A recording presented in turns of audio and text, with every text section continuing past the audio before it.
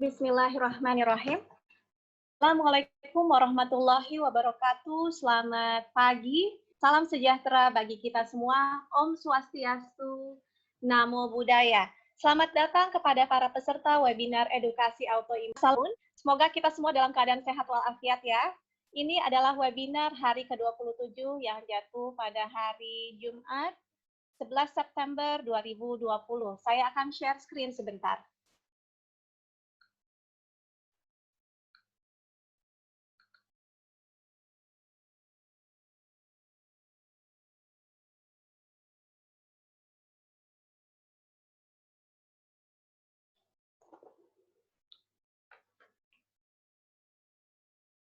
Baik, saya mengucapkan sekali lagi selamat datang kepada seluruh peserta webinar edukasi autoimun di webinar hari ke-27 yang jatuh pada hari Jumat 11 September 2020. Kali ini spesial karena tidak hanya Marisa Kardoba Foundation yang terlibat, namun juga ada Rotary Club Bali Taman, yang nanti kita akan dengarkan apa organisasi Rotary Club Bali Taman ini. Kegiatan webinar edukasi autoimun ini diselenggarakan secara rutin sepanjang bulan Agustus hingga September 2020 setiap hari Senin hingga Jumat dalam rangka memperingati September 2020 sebagai bulan kepedulian autoimun nasional. Perkenalkan, saya Marisa Kardoba yang akan memandu kegiatan ini selama 120 menit ke depan. Saya adalah seorang penyintas autoimun jenis ITP, mendirikan Marisa Kardoba Foundation bersama Profesor Dr. Aru Wisaksono Sudoyo, seorang spesialis penyakit dalam, konsultan hematologi, onkologi medik, yang melalui organisasi ini tentu saja bersama seluruh pakar lintas profesi yang tergabung di dalamnya, kami telah mendukung ODAI atau orang dengan autoimun di seluruh Indonesia sejak tahun 2012. Saya juga sebagai Inspirator Nasional Puspa Kementerian Pemberdayaan Perempuan dan Perlindungan Anak Republik Indonesia yang dipilih untuk mewujudkan program unggulan 3 akhiri, yaitu akhiri kekerasan pada perempuan dan anak, akhiri kesenjangan akses ekonomi pada perempuan, dan akhiri perdagangan manusia. Saya tidak sendiri, hari ini saya ditemani co-host yang sangat cantik sekali. Beliau adalah Ibu Febri Hapsari Dipokusumo, di organisasi Rotary dipanggil dengan IPDG Febri. Apa itu IPDG? Nanti Ibu Febri akan menyampaikannya langsung. Silakan Ibu Febri Hapsari, selamat bergabung. Terima kasih sudah meluangkan waktu bersama kita semua. Bisa di-unmute dulu? Baik, terima kasih Rotarian Marisa. Assalamualaikum warahmatullahi wabarakatuh. Salam sejahtera untuk kita semua. Om Swastiastu, Namo Buddhaya, dan salam kebajikan. Salam hangat dari kota Solo, Surakarta. Dan untuk semua peserta webinar yang luar biasa, host yang sangat cantik, Mbak Marisa Kardoba, member dari Rotary Club Bali Taman, dan juga Presiden Sukasini dari Rotary Club Bali Taman yang juga sangat cantik, dan seluruh membernya yang cantik semua, cantik luar dalam, karena adalah sosok perempuan yang sangat peduli terhadap kemanusiaan, terhadap sesama dan lingkungannya. Dan hormat kami juga untuk District Governor Nyoman Swastika di Bali juga, karena Rotary ini kami memperkenalkan diri sebagai organisasi pengabdian masyarakat yang tertua di dunia, di mana Rotary ini bergerak di berbagai bidang fokus pengabdian. Intinya ingin meningkatkan kesejahteraan masyarakat Indonesia dan dunia, dan untuk mencapai perdamaian dunia. Dan hari ini sangat berbahagia karena Rotary Club Bali Taman bekerja sama dengan Kardoba tadi Foundation, Marisa Kardoba Foundation yang luar biasa, di mana bulan September ini adalah bulan kepedulian autoimun nasional. Mungkin kata autoimun ini belakangan ini menjadi kata yang sering sekali kita dengar, dan hari ini kita bersama-sama membuka wawasan, memperluas pemikiran kita, dan mengetahui sebenarnya seperti apa autoimun itu sendiri. Dan Rotary ini sendiri, kalau kita bisa melihat sedikit dalam perkembangan dan perjalanannya di Indonesia. Distrik Rotary ada 2, distrik 3, 4, 10 di area Jakarta, Kalimantan, dan Sumatera. Kemudian distrik 3, 4, 20 saat ini di bawah kepemimpinan distrik Governor Nyoman Swastika berada di wilayah Jawa Tengah, Jawa Timur, Bali, Nusa Tenggara, hingga Papua. Dan ada 7 area fokus. Mungkin bisa ditampilkan 7 area fokus dari pengabdian Rotary, Peace Building and Conflict Prevention. Jadi kami juga sangat peduli untuk hal-hal yang berkaitan dengan perdamaian. Banyak kegiatan sudah dilakukan dalam hal ini. Basic Education dan Literacy, kebetulan bulan September ini adalah bulan literasi untuk Rotary Internasional, sehingga banyak kegiatan-kegiatan tentang pendidikan, kemudian bagaimana kita menginspirasi generasi muda untuk bisa lebih meningkatkan kualitas baca, kualitas presentasi, kualitas menulis yang berkaitan dengan basic education.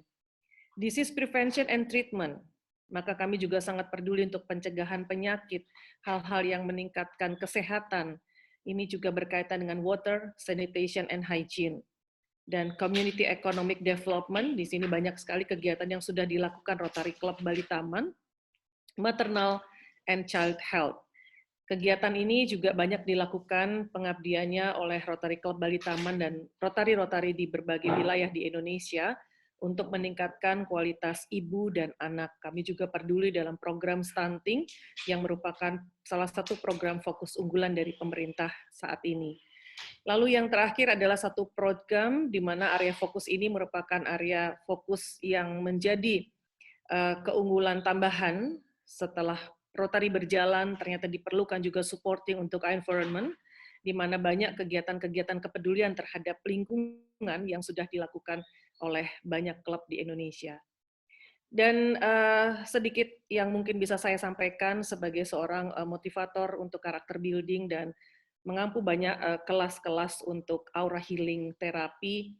Menurut saya, siapapun kita, terutama juga ada beberapa member yang juga komunitas autoimun di Kota Solo, mengikuti program-program aura healing dengan meditasi, dan juga bagaimana membuka diri, bersahabat dengan diri sendiri, kemudian bagaimana lebih mengenal dirinya sendiri. Ketika your soul happy, so make your soul happy. Ketika your soul happy, kemudian ketika kita bisa tenang, kita bisa mengenal diri sendiri, kita bisa menjalani hidup ini dengan lebih bahagia, sinergi dengan alam, karena sekarang ini penting untuk kita bisa menyatu dengan alam, maka insya Allah rasa akan lebih tenang, dan kondisi badan pun akan jauh lebih menyesuaikan dengan tenang. Nanti kita akan banyak bicara dan juga banyak mendengarkan penjelasan dari Dr. Stephen Sumantri, karena ketika saya share ke teman-teman, ternyata banyak pasiennya Dr. Stephen loh, Mbak Marisa, dari Jakarta, teman-teman langsung, wah ini dokter saya nih, gitu. Jadi kepedulian masyarakat Indonesia saat ini tentang pentingnya kesehatan, pemahaman tentang bagaimana memiliki hidup yang lebih sehat, ini luar biasa. Kalau lihat Mbak Marisa ini luar biasa, karena sangat setiap persoalan yang kita hadapi, kita harus bisa mencari solusi yang terbaik. Dan kita harus create hidup kita ke depan untuk memiliki hidup yang lebih baik, lebih sehat, dan lebih bahagia. Tapi sebelum kita melanjutkan, Mbak Marisa mungkin sedikit dari Presiden Sukasini dari Rotary Club Bali Taman bisa menyampaikan highlight project yang sudah dilakukan dari Rotary Club Bali Taman. Agar semakin banyak teman-teman yang bergabung bersama Rotary, maka semakin banyak masyarakat dan sesama kita bisa terbantu memiliki hidup yang lebih baik. Silakan. Baik, terima kasih IPDG Febri. Silakan Ibu Presiden Sukasini.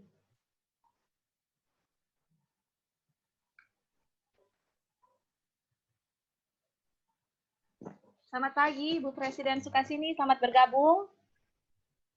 Apakah sudah ada di sana? Baik, kalau gitu kita Sambung, halo. Ya? Belum tersambung? Ya. Ya, mungkin ya baik.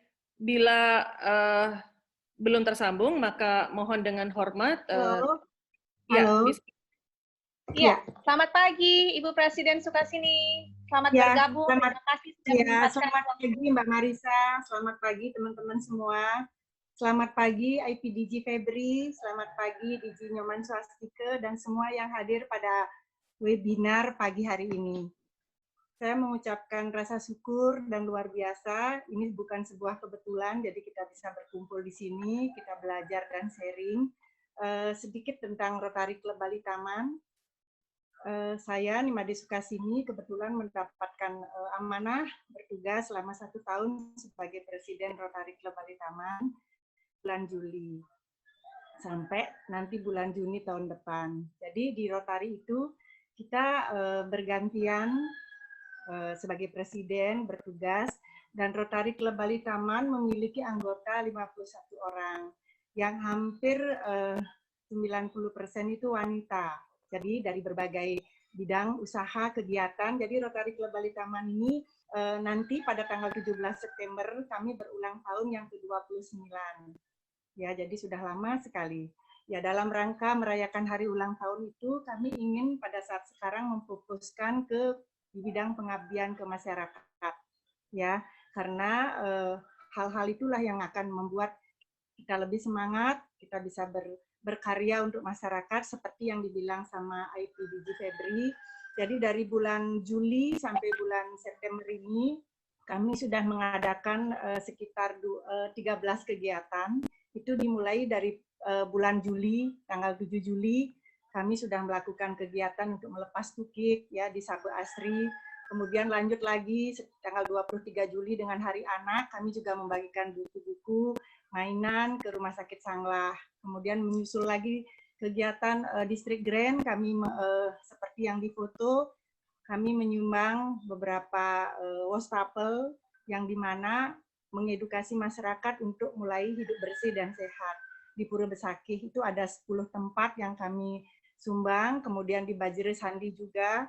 Nah, kemudian kami juga ada kegiatan tanggal 11 Agustus, yaitu ada Digi Visit, jadi dari Digi Nyoman Swastika juga mengunjungi kami untuk memberitahu hal-hal yang terkait dengan kegiatan kami selama 1 tahun ke depan, hal-hal apa yang kami lakukan. Kemudian tanggal 16 Agustus, itu juga kami juga ada kegiatan membagikan sembako dan lain sebagainya. Kemudian di bulan Agustus kami banyak sekali juga melakukan kegiatan, hal-hal ada yang ke panti asuhan, kemudian kami juga ada yang merayakan ulang 17 Agustus di Taman Pujaan Bangsa di Tabanan. Jadi itu semua kami lakukan dengan semangat bersama klub member semuanya, yang sangat antusias, sangat mensupport kegiatan tersebut, dan semuanya itu bisa terjadi karena memang Rotary ini luar biasa. Jadi saya bersyukur sekali bergabung di Rotary ini.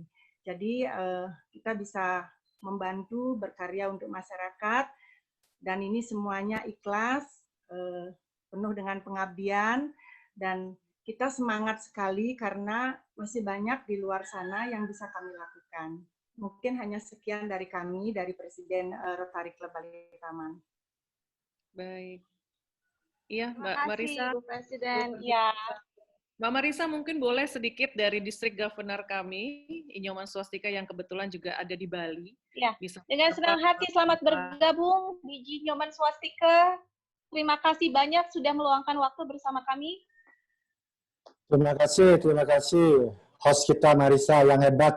Kalau nggak salah ini baru bulan lalu dilantik sudah langsung pegang peran ya, luar biasa. Kita butuh Rotarian seperti Rotarian Marisa. Terima kasih, luar biasa. Terima kasih.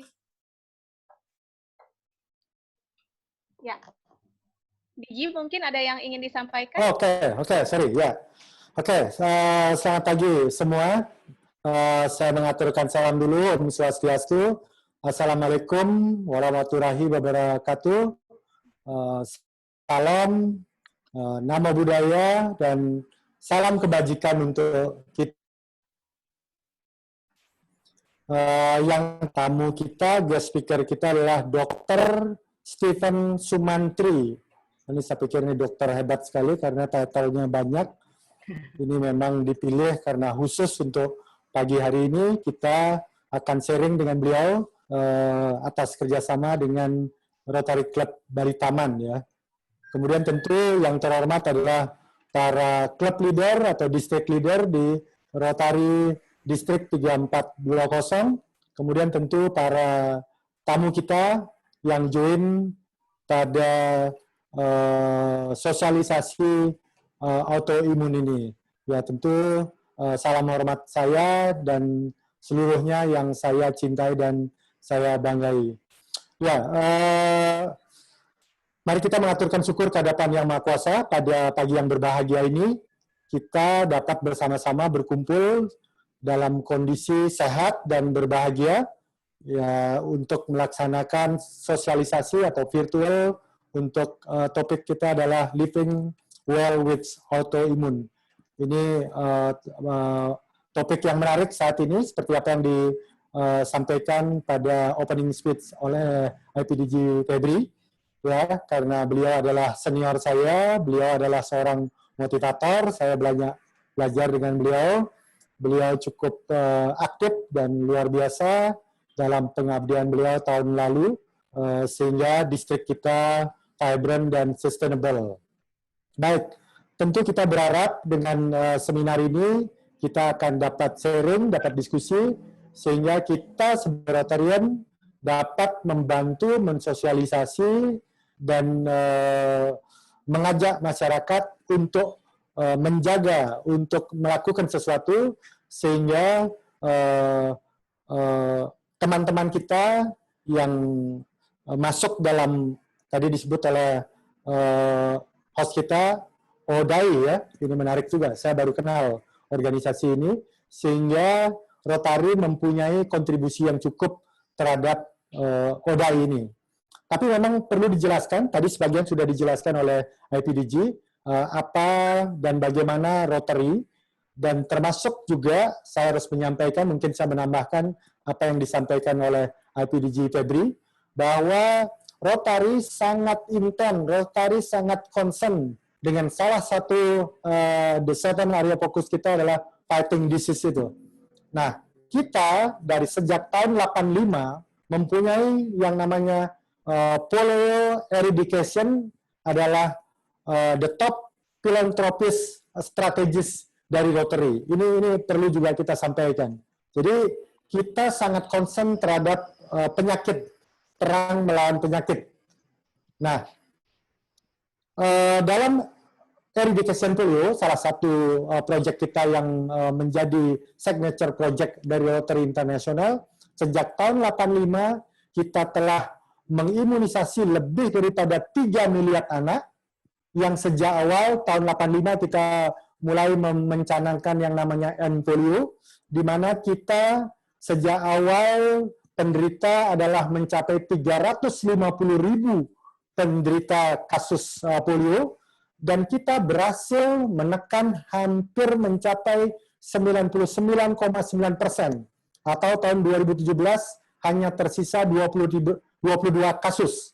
Dan uang yang kita spend untuk polio ini adalah mencapai 2 miliar dolar. Nah, sehingga Rotary betul-betul concern terhadap yang namanya fighting disease.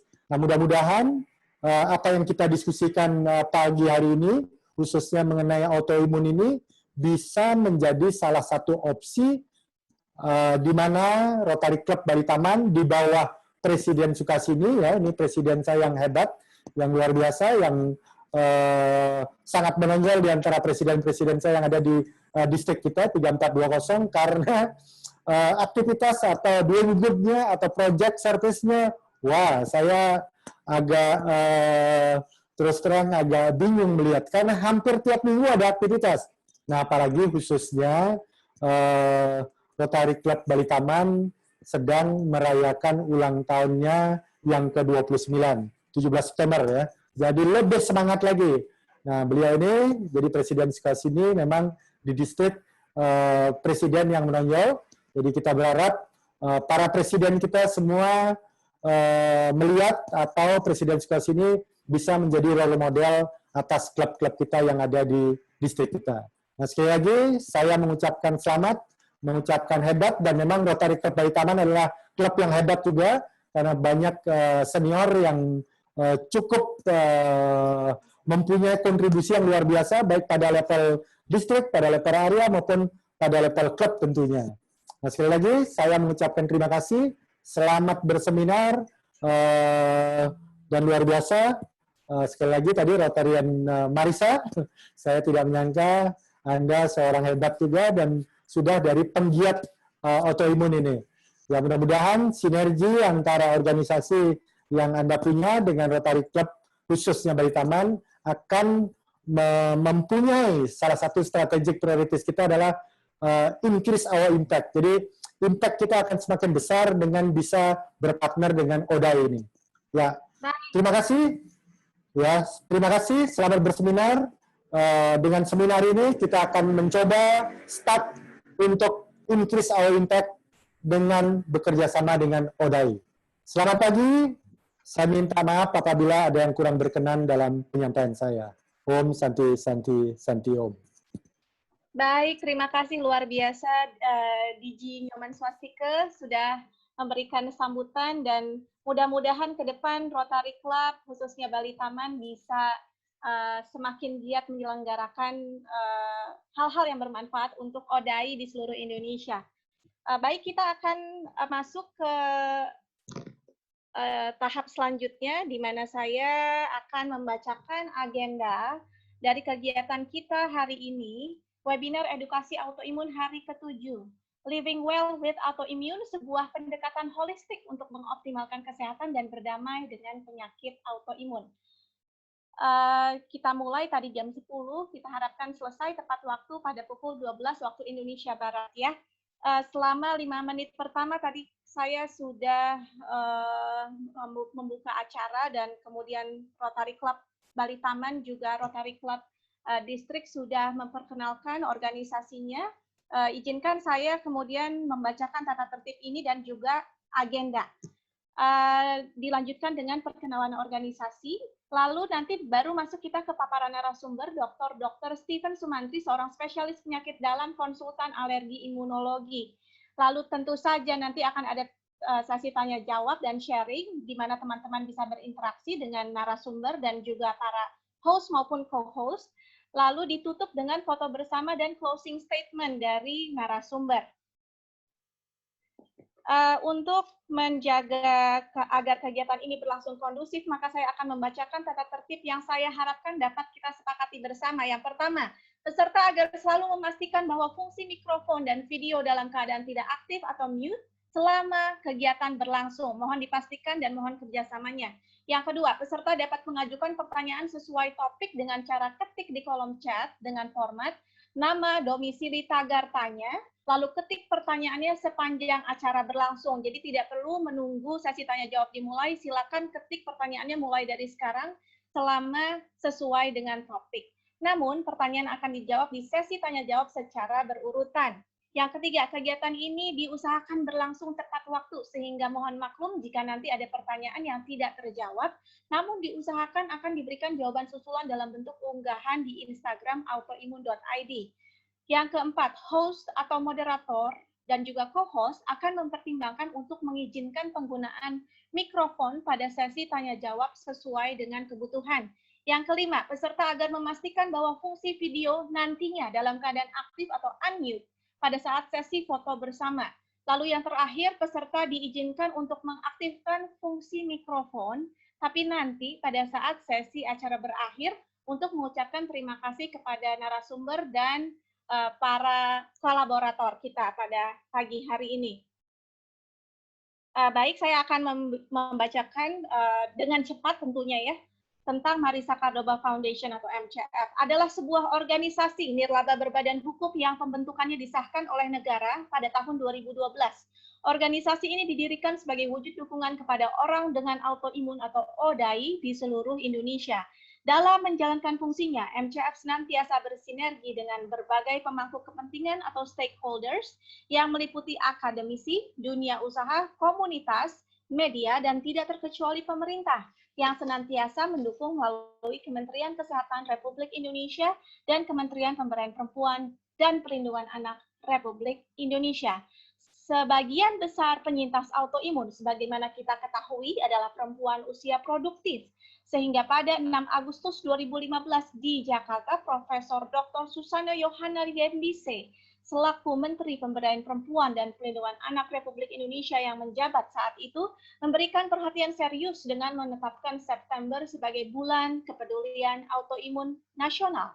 Dalam kesempatan tersebut, Menteri Pemberdayaan Perempuan dan Perlindungan Anak Republik Indonesia juga meresmikan Program Nasional Senyum Indonesiaku dengan 3 misi utama, yaitu 1. Membangun kesadaran masyarakat Indonesia tentang autoimun. Yang kedua, mendorong penerapan 5 dasar hidup sehat oleh keluarga Indonesia. Dan yang ketiga, tidak kalah penting adalah pemberdayaan ODAI atau orang dengan autoimun. Tidak hanya itu, Kementerian Pemberdayaan Perempuan dan Perlindungan Anak Republik Indonesia bersama Marisa Kardoba Foundation juga memberikan apresiasi kepada para penyintas dan pemerhati autoimun inspiratif melalui acara Idolanesia Award Indonesia atau IAI yang diselenggarakan secara rutin setiap bulan September. Di tahun 2020 ini, IAI tahun ke-6 ditiadakan terkait COVID-19, sehingga digantikan dengan penyelenggaraan webinar edukasi autoimun maraton setiap Senin hingga Jumat sepanjang bulan Agustus dan September 2020. 5 dasar hidup sehat atau LDHS adalah pola hidup sehat menyeluruh yang giat dikampanyekan oleh MCF untuk mendukung kesehatan keluarga Indonesia, khususnya ODAI. LDHS selaras dengan program Germas atau Gerakan Masyarakat Hidup Sehat dari Kementerian Kesehatan Republik Indonesia. LDHS meliputi 5 pilar dan 15 subpilar yang nanti akan detail disampaikan oleh narasumber kita hari ini. MCF giat memproduksi sarana edukasi dalam berbagai bentuk, diantaranya adalah video edukasi yang diunggah di YouTube. Sudah ada ratusan video edukasi yang dapat teman-teman simak di akun YouTube kami, autoimun.id. Salah satu judulnya seperti yang tertera pada layar dengan menampilkan narasumber pakar Profesor Aru Sudoyo yang merupakan penggagas dibentuknya Marisa Kardoba Foundation dan kini menjabat sebagai Ketua Dewan Pengawas Marisa Kardoba Foundation. Selain beliau juga aktif sebagai Ketua Umum Yayasan Kanker Indonesia. MCF juga memproduksi buku edukasi autoimun The True Story bersama Gramedia Pustaka Utama yang berisi hasil interaksi berbagai narasumber pakar bersama ODAI. Buku ini selain dapat diperoleh di seluruh toko buku terkemuka di tanah air, kami juga memberikannya secara gratis kepada teman-teman yang belum mampu untuk menjangkaunya. Lalu juga ada buku edukasi romansa rempah Indonesia yang berisi panduan menyiapkan hidangan sehat khas Nusantara bagi para ODAI. Ini adalah buku pertama di dunia berbahasa Indonesia dan berisi masakan Nusantara yang dikhususkan untuk ODAI. Buku ini juga dapat diperoleh di seluruh toko buku terkemuka di tanah air. Kami juga memproduksi Millennial Moms Bisa yang berisi panduan bergambar dengan bahasa yang sederhana untuk masyarakat awam agar lebih mudah memahami autoimun dan 5 dasar hidup sehat. Lalu ada buku Smile of the Brave Soul 1 dan 2 yang berisi kisah sukses ODAI menaklukkan autoimunnya. Buku-buku ini dapat diperoleh secara gratis dalam bentuk e-book. MCF juga menyelenggarakan berbagai kegiatan diskusi interaktif seperti seminar dan webinar yang diselenggarakan secara berkala. Seperti malam ini kita akan ada webinar kedua, yaitu dari Dr. Theo Audianto, seorang spesialis penyakit dalam, membahas bagaimana hikmat untuk menua dengan sehat. Lalu di hari Senin akan ada Dr. Chandranita Manuabe, seorang spesialis obstetri ginekologi, berbicara tentang tematika seputar organ reproduksi pada autoimun. Lalu ada terapi menulis dari Dr. Lavinia Suryadi. Dan masih banyak lagi sebetulnya topik-topik yang sangat menarik untuk diikuti, seperti nyeri pinggang karena autoimun. Kemudian kami juga mendatangkan chef dari Ukraina khusus untuk berbagi bagaimana mengolah makanan sehat. Lalu akan ada sesi bersama Prof. Aru, Prof. Iris, dan Syamsi Duha Foundation membahas Hope for Lupus. Kemudian di minggu depan juga Dr. Stephen akan berbagi kembali bagaimana kisah beliau sebagai seorang penyintas autoimun. Jadi tidak hanya seorang pakar di bidang autoimun, tapi beliau juga memang mengalami autoimun, yaitu jenis ankylosing spondylitis. Namun beliau sangat luar biasa sekarang berkiprah untuk mendukung ODAI di seluruh Indonesia. Banyak lagi info seputar autoimun dan syaraf, kemudian dengan Jafara Indonesia, terakhir ditutup dengan acara bersama Kementerian Pemberdayaan Perempuan dan Perlindungan Anak Republik Indonesia, juga Kementerian Kesehatan di tanggal 30 September. MCF juga menyelenggarakan kegiatan terapi menulis gratis setiap hari Minggu malam. Lalu ada kegiatan memasak sehat bersama saya setiap hari Sabtu. Teman-teman jangan bingung jika ingin menyimak tadi informasi yang ingin saya sampaikan, bisa langsung mengakses seluruh lini masa Marisa Cordoba Foundation seperti yang tertera pada layar. Ada call center, ada YouTube, website, Instagram, Facebook, email, dan juga Google Apps yang bisa diunduh di handphone berbasis Android-nya. Baik, yang selanjutnya kita sampai kepada sesi yang sudah kita tunggu-tunggu dari tadi pastinya, bersama narasumber kita Dr. Stephen Sumantri, seorang spesialis penyakit dalam, konsultan alergi imunologi. Beliau selain aktif sebagai Dewan Pakar Medis Marisa Cordoba Foundation, juga masih sempat meluangkan waktu untuk mendampingi teman-teman autoimun ya, luar biasa beliau waktunya sangat padat tapi masih meluangkan waktu bersama kita. Baik, segera kita sambut narasumber kita hari ini, Dr. Stephen Sumantri, spesialis penyakit dalam, konsultan alergi imunologi. Selamat bergabung, Dr. Stephen. Ya, terima kasih MC. Sebelumnya izinkan saya mengucapkan terima kasih sudah diberikan kesempatan untuk sharing. Terima kasih kepada Rotary Club Bali Taman, terima kasih kepada Marisa Cordoba Foundation, kepada IPDG Ibu Febri Hapsari, kepada DG Nyoman Swastike, dan kepada Presiden Sukasini. Terima kasih sekali atas kesempatan yang telah diberikan. Mudah-mudahan sharing yang akan saya berikan hari ini bisa memberikan suatu manfaat buat teman-teman semua. Nah, hari ini saya akan coba membawakan mengenai pendekatan holistik untuk mencapai remisi pada kondisi autoimun. Tentunya dengan waktu yang diberikan kita nggak akan bisa mencapai pemahaman secara lengkap karena istilahnya gini, saya sendiri sebagai seorang penyintas autoimun sampai saat ini masih mencoba untuk belajar terus. Karena pendekatan holistik, terutama untuk modifikasi diet dan gaya hidup pada kondisi autoimun ini, baru belakangan-belakangan ini mendapatkan perhatian penuh dari para ahli di dunia. Udah ada PR. Ya udah. Mami katanya nggak usah tugas lagi. Ya, jadi? Oke, ya, baik. Jadi intinya adalah kita coba untuk memberikan overview mengenai bagaimana sih peranan manajemen holistik pada kondisi autoimunitas dan bagaimana peran dari 5 dasar hidup sehat untuk menjemput remisi. Tapi informasi lengkapnya, bagaimana untuk aplikasinya, tentunya ini merupakan sebuah perjalanan hidup yang akan banyak dibahas di Instagram autoimun.id atau dalam berbagai macam edukasi-edukasi yang kita rutin berikan.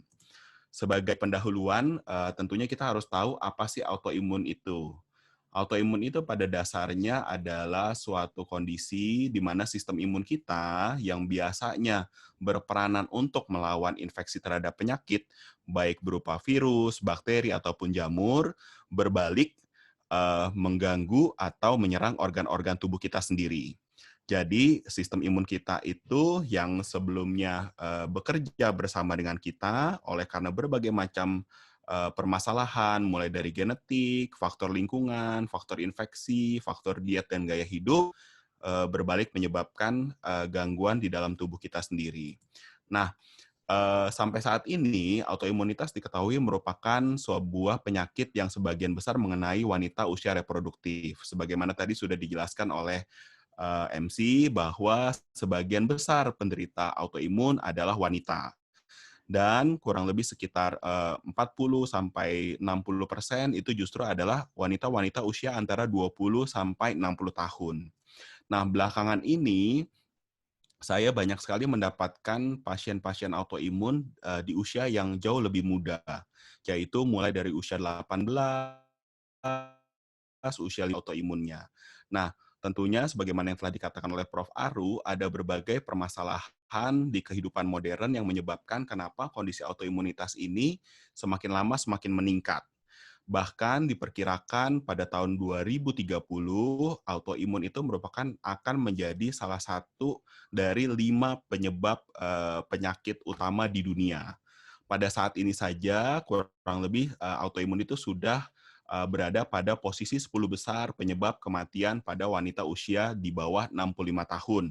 Dan autoimun karena ada permasalahan genetik biasanya muncul di klaster keluarga. Dalam artian, kalau misalnya ada salah satu orang anggota keluarga kita, misalnya apakah saudara kita, atau orang tua kita, atau sepupu, dan lain sebagainya, maka anggota keluarga di dalam satu keluarga tersebut karena mempunyai genetik yang kurang lebih mirip akan mempunyai risiko juga untuk mengalami autoimun itu.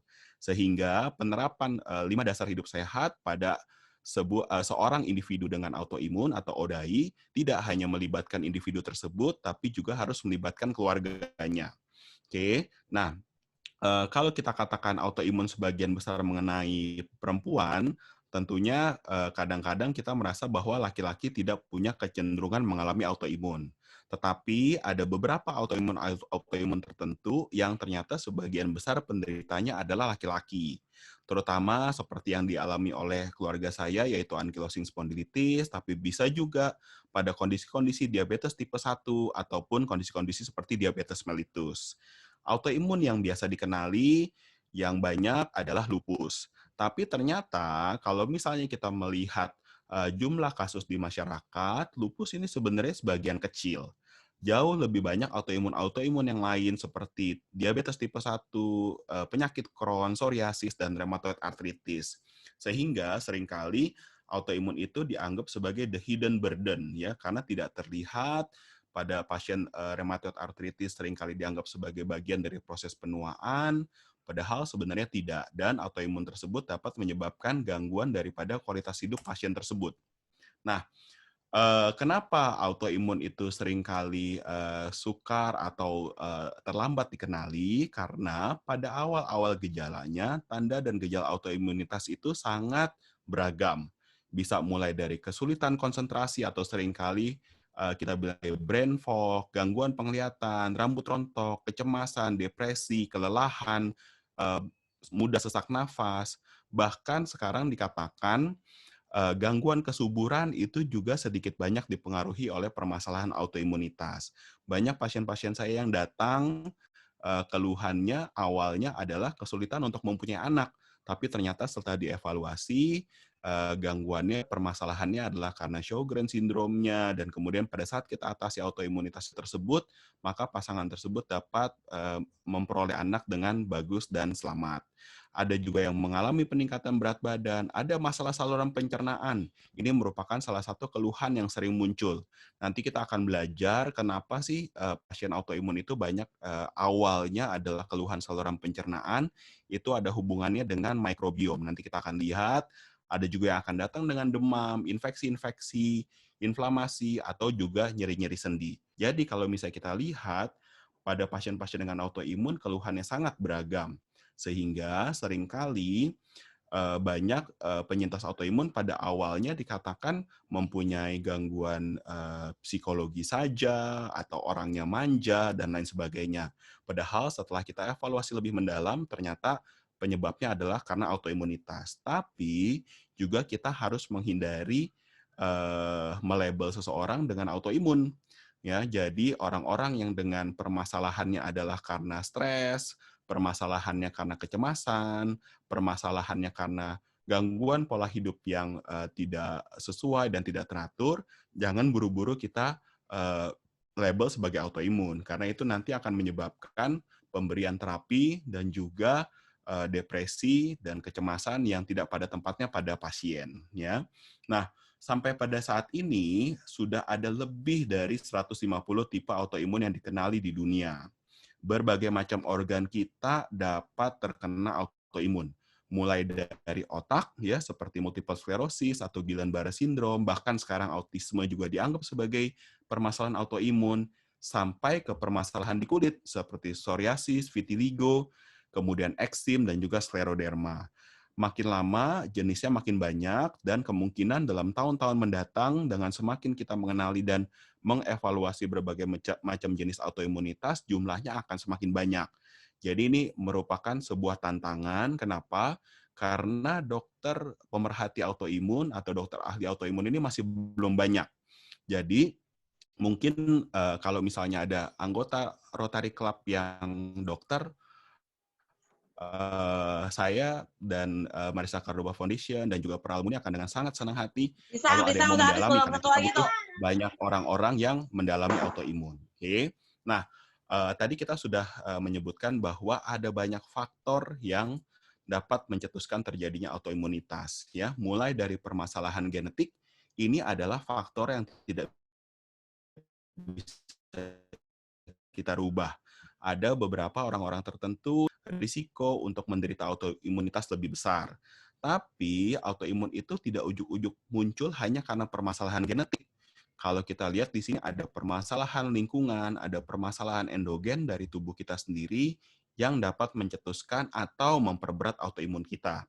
Makanya pada saat kita menangani autoimun, tidak cukup kita hanya dengan memberikan obat-obatan, tapi kita juga harus mempertimbangkan faktor lingkungan dan faktor endogen pasien. Beberapa faktor lingkungan yang bisa menjadi pencetus diantaranya adalah yodium, kemudian selenium. Ini seringkali sekarang menjadi salah satu permasalahan karena banyak orang-orang yang menggunakan suplemen yang sifatnya imunostimulan. Sehingga alih-alih menjadi baik, tapi ternyata pada saat setelah suplemen tersebut dikonsumsi dalam jangka waktu panjang atau dihentikan, autoimunnya malah menjadi tambah berat atau menjadi muncul autoimun yang baru. Beberapa obat-obatan, infeksi virus kronik, stres, polusi, toksin juga dapat menyebabkan terjadinya autoimunitas. Toksin yang banyak di dalam lingkungan kita, terutama mulai dari polusi udara, ya, dan seringkali yang tidak kita sadar adalah penggunaan alat-alat masak yang menggunakan anti lengket, seringkali juga menjadi penyebab daripada autoimunitas yang muncul. Gluten semakin lama semakin disadari sebagai salah satu penyebab autoimunitas. Tidak semua pasien dengan autoimun harus memantang gluten 100%. Tapi kita tahu gluten memberikan kontribusi terhadap terjadinya inflamasi. Sehingga banyak penderita autoimun walaupun tidak sensitif gluten akan mendapatkan benefit dari memantang gluten untuk mengurangi inflamasinya. Selain itu, ternyata lingkungan kita yang terlalu steril itu juga menyebabkan terjadinya autoimunitas. Kenapa? Nanti kita akan bahas di bagian leaky gut, ya. Nah, ada juga faktor-faktor endogen yang menyebabkan terjadinya kita mengalami autoimun, ya. Leptin yang tinggi. Leptin ini tinggi pada kondisi orang-orang yang mengalami kegemukan. Jadi, pada orang-orang gemuk, pada orang-orang yang mengalami diabetes dan lain sebagainya, itu menimbulkan risiko terjadinya autoimun yang lebih tinggi. Beberapa defisiensi vitamin, terutama vitamin D3, itu akan menyebabkan terjadinya autoimun karena sistem imun kita tidak mengalami pengaturan atau regulasi yang baik. Dan kemudian ternyata makin disadari bahwa tubuh kita ini bukan milik kita sendiri. Tubuh kita ini adalah milik berbagai macam kuman, mulai dari bakteri, virus, jamur yang hidup di saluran cerna, di kulit, di mata, di saluran nafas kita, yang bersinergi bersama membuat suatu microenvironment, ya, ekosistem yang mengatur keseimbangan sistem imun kita dengan baik. Sehingga pada individu-individu yang banyak mendapatkan antibiotika, yang sering menggunakan sabun antiseptik untuk mandi dan lain sebagainya, barrier perlindungan kuman baik ini menjadi hilang. Dan itu salah satunya yang menyebabkan sistem imun kita menjadi tidak terkendali dengan baik. Beberapa orang juga mengalami permasalahan leaky gut karena inflamasi yang berlebihan dari saluran cerna menyebabkan berbagai macam toksin dari luar bisa masuk. Nanti kita akan bahas, ya. Ada beberapa autoimun yang dipengaruhi dengan kehamilan, dengan menopause, bahkan juga ada yang dengan pubertas, tergantung masing-masing dari autoimunnya. Proses penuaan juga begitu, jenis kelamin perempuan menyebabkan risiko yang lebih tinggi, dan juga permasalahan stres, ya, emotional vulnerability. Dan ini merupakan suatu hal yang baru yang sudah kali dibantu oleh Marisa Cordoba Foundation dengan edukasi mengenai mindfulness meditation. Oke, sekarang kita akan bahas apa sih perannya 5 dasar hidup sehat terhadap bagaimana cara kita mencapai remisi pada autoimunitas. Tadi MC sudah mengatakan bahwa komponen dari 5 dasar hidup sehat adalah gaya hidup sehat, aktif mandiri, pengendalian stres, terus belajar, dan hidup positif. Kita akan coba bahas satu-satu, tapi secara singkat, peranan-peranan yang pentingnya. Gaya hidup sehat terdiri dari makanan sehat, kontrol teratur, jaga kebersihan, dan vaksinasi yang tepat. Nah, apa itu pemilihan makanan sehat? Sekarang kita tahu bahwa tadi saya sudah katakan saluran cerna kita tempat merupakan di mana terjadi interaksi antara mikroorganisme, kemudian makanan yang kita makan, toksin, dan sistem imun kita. Pada orang-orang yang mengalami sensitivitas dan mengalami inflamasi, maka bentuk makanan, toksin, dan lain sebagainya akan masuk dan akan menyebabkan terjadinya inflamasi yang berlebihan.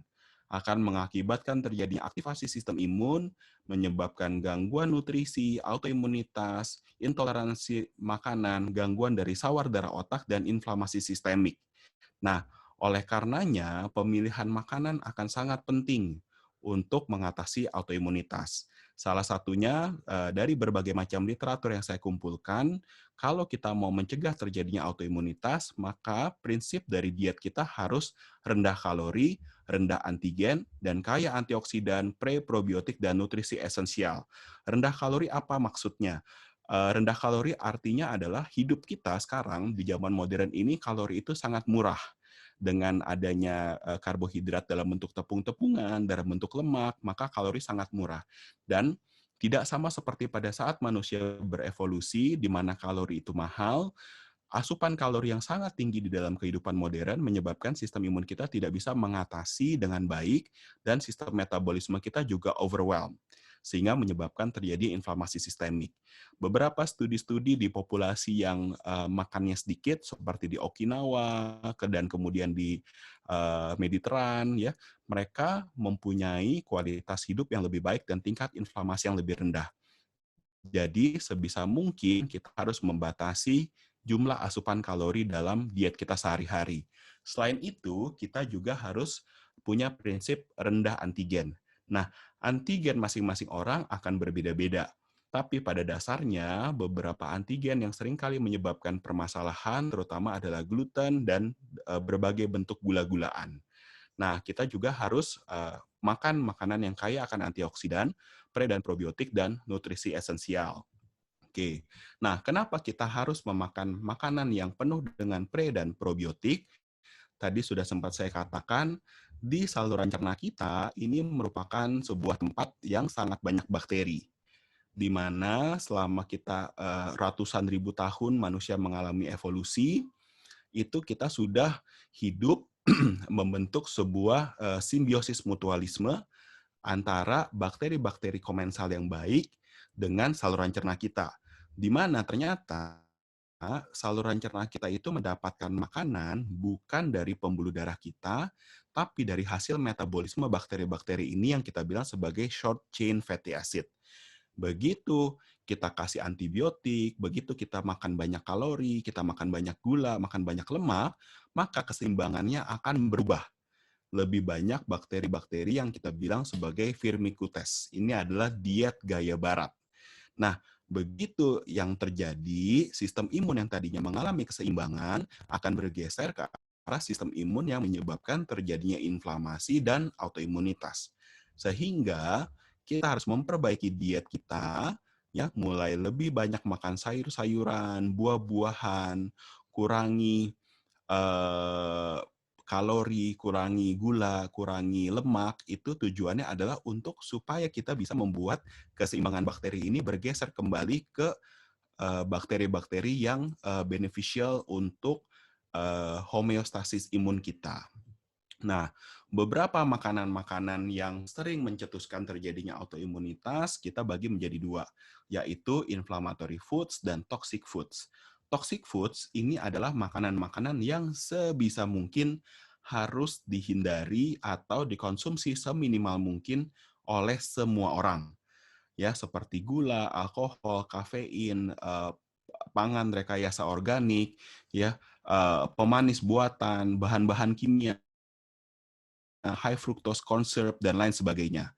Ini setiap orang tanpa memandang sensitivitas masing-masing harus sebisa mungkin menghindari atau mengurangi seminimal mungkin. Nah, tapi ada juga makanan-makanan inflamatori yang untuk proses evaluasinya membutuhkan pengetahuan tentang sensitivitas masing-masing. Tapi biasanya gluten dan dairy products, terutama dairy products yang tidak difermentasi, ini merupakan sumber inflamasi utama. Untuk gluten free grains, untuk biji-bijian, untuk jagung, kedelai, telur, terong-terongan, ya, jeruk dan yeast itu adalah kapang, itu adalah semua orang berbeda-beda. Ya, biasanya saya akan mengevaluasi masing-masing individu apakah ada permasalahan dengan bahan-bahan makanan seperti ini atau tidak. Karena apa? Karena kalau kita membabi buta semuanya ini dipantang, maka nanti orang tersebut malah akan mengalami malnutrisi. Jadi kita pada saat merancangkan diet untuk individu dengan autoimun harus benar-benar hati-hati, menghindari makanan yang menyebabkan inflamasi, tapi juga menyeimbangkan jangan sampai individu tersebut mengalami permasalahan malnutrisi. Oke, jadi secara singkat, bagaimana sih cara kita sebagai seorang penyintas autoimun untuk makan? Ini adalah hal yang saya terapkan sendiri. Saya mengusahakan untuk 50% dari makanan saya atau piring saya adalah berisi sayur-sayuran dan buah-buahan. 25% protein, dan 25% sumber karbohidrat. Kalori serendah mungkin, tidak makan gula atau pemanis buatan tambahan. Saya masih minum kopi, tapi kopi saya adalah benar-benar kopi biji, saya giling sendiri, dan tanpa tambahan dan lain sebagainya. Makanan harus seminimal mungkin prosesnya. Sebisa mungkin makanannya adalah makanan yang masih bentuk aslinya. Kalau kita makan ayam, kita tahu bahwa itu ayam. Kalau kita makan buah, kita tahu bahwa itu buah, bukan sudah dalam jus, apalagi jus dalam kemasan yang sudah ditambah dengan gula dan lain sebagainya. Makanan juga sebisa mungkin adalah tanpa penyedap, pewarna, pengawet, proses berlebihan, dan pangan rekayasa organik. Sehingga salah satu skill yang paling penting dimiliki oleh seorang penyintas autoimun adalah skill untuk memasak. Makanya saya sangat mendukung usaha yang dilakukan oleh MC untuk memberikan kelas memasak. Karena dengan kita bisa memasak makanan sendiri, itu cukup banyak permasalahan yang bisa dihindarin. Banyak pasien-pasien saya yang tidak bisa mencapai remisi karena autoimunnya adalah karena dia tidak bisa memasak. Jadi dia terpaksa harus memberi makanan dari luar.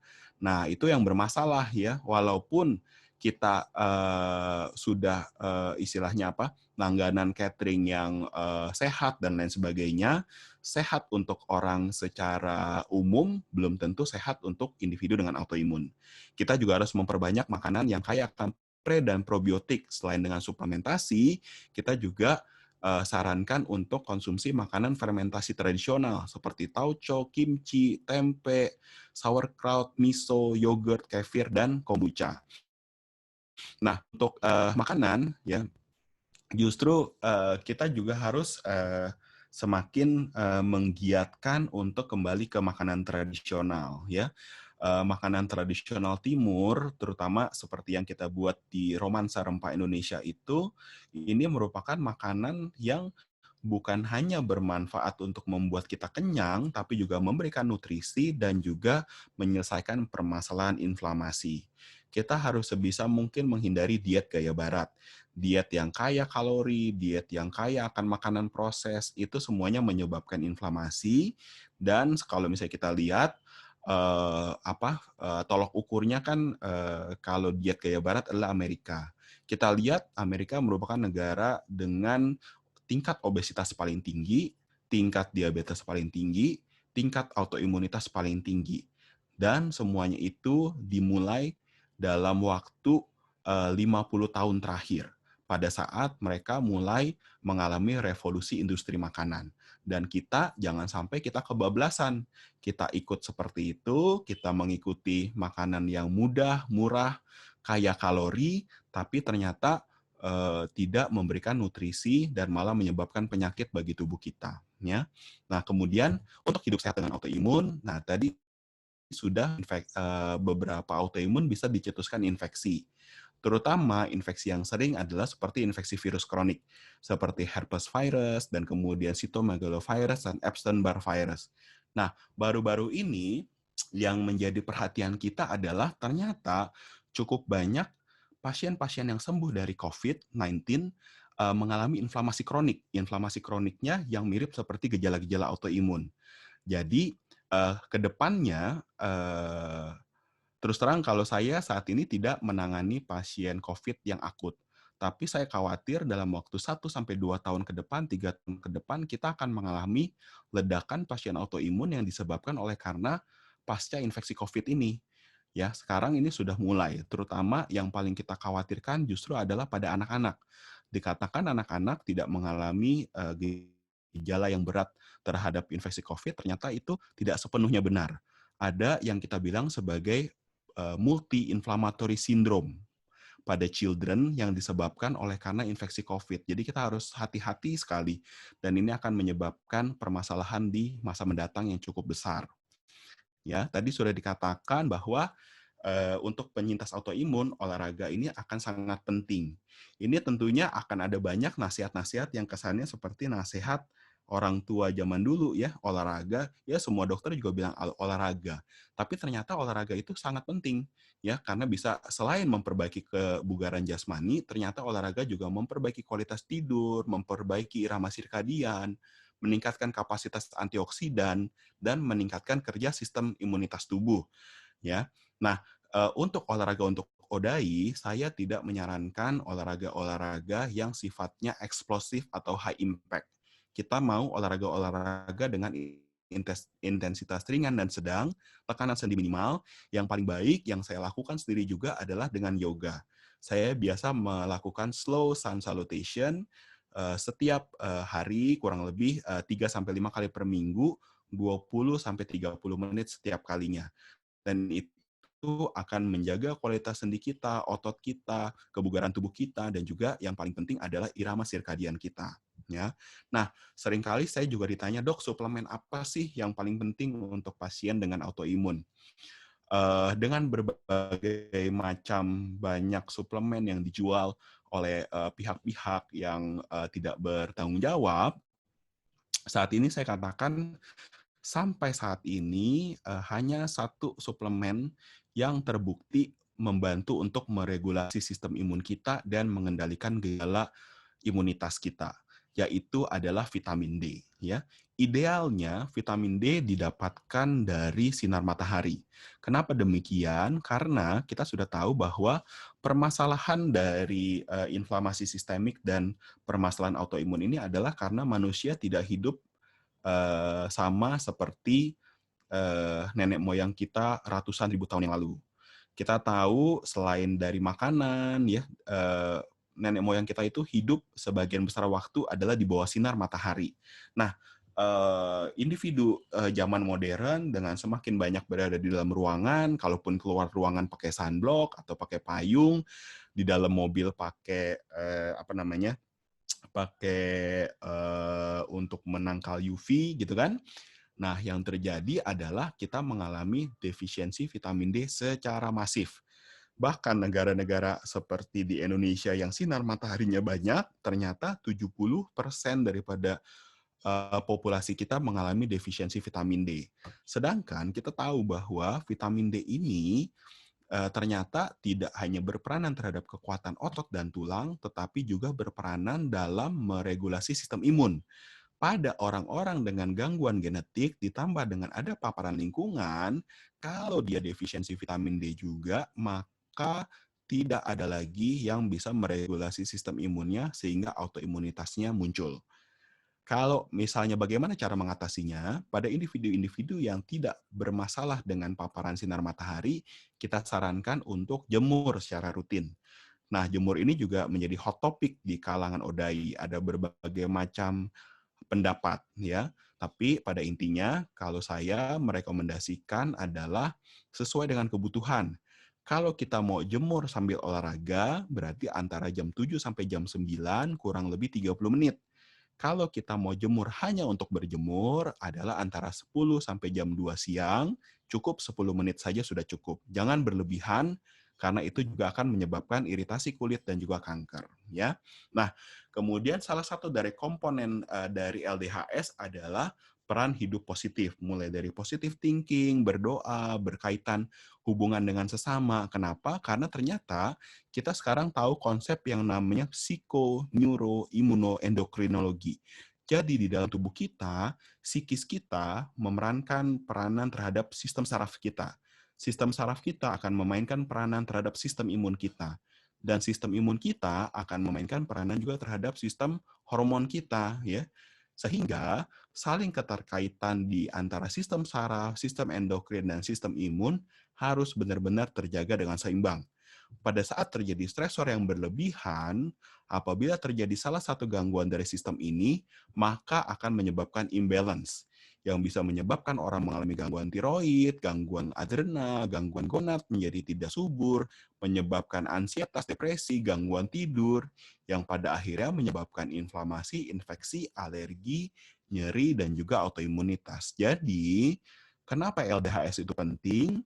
Adalah karena kita tidak bisa mengatasi penyakit di dalam tubuh kita hanya dengan obat-obatan saja, atau hanya dengan diet saja, hanya dengan pola hidup saja. Semuanya harus kita atasi secara keseluruhan melalui pendekatan yang holistik, ya.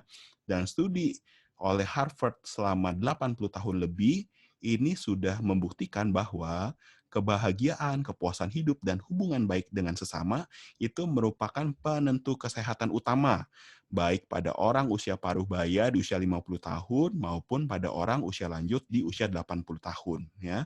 Sehingga di sini berdoa, manajemen waktu dan pribadi, dan komunikasi positif merupakan kunci yang sangat penting untuk mendapatkan inner peace and harmony. Apalagi di zaman pandemi seperti ini, ya, seringkali karena kita work from home, school from home, manajemen waktu dan pribadi ini jadi masalah.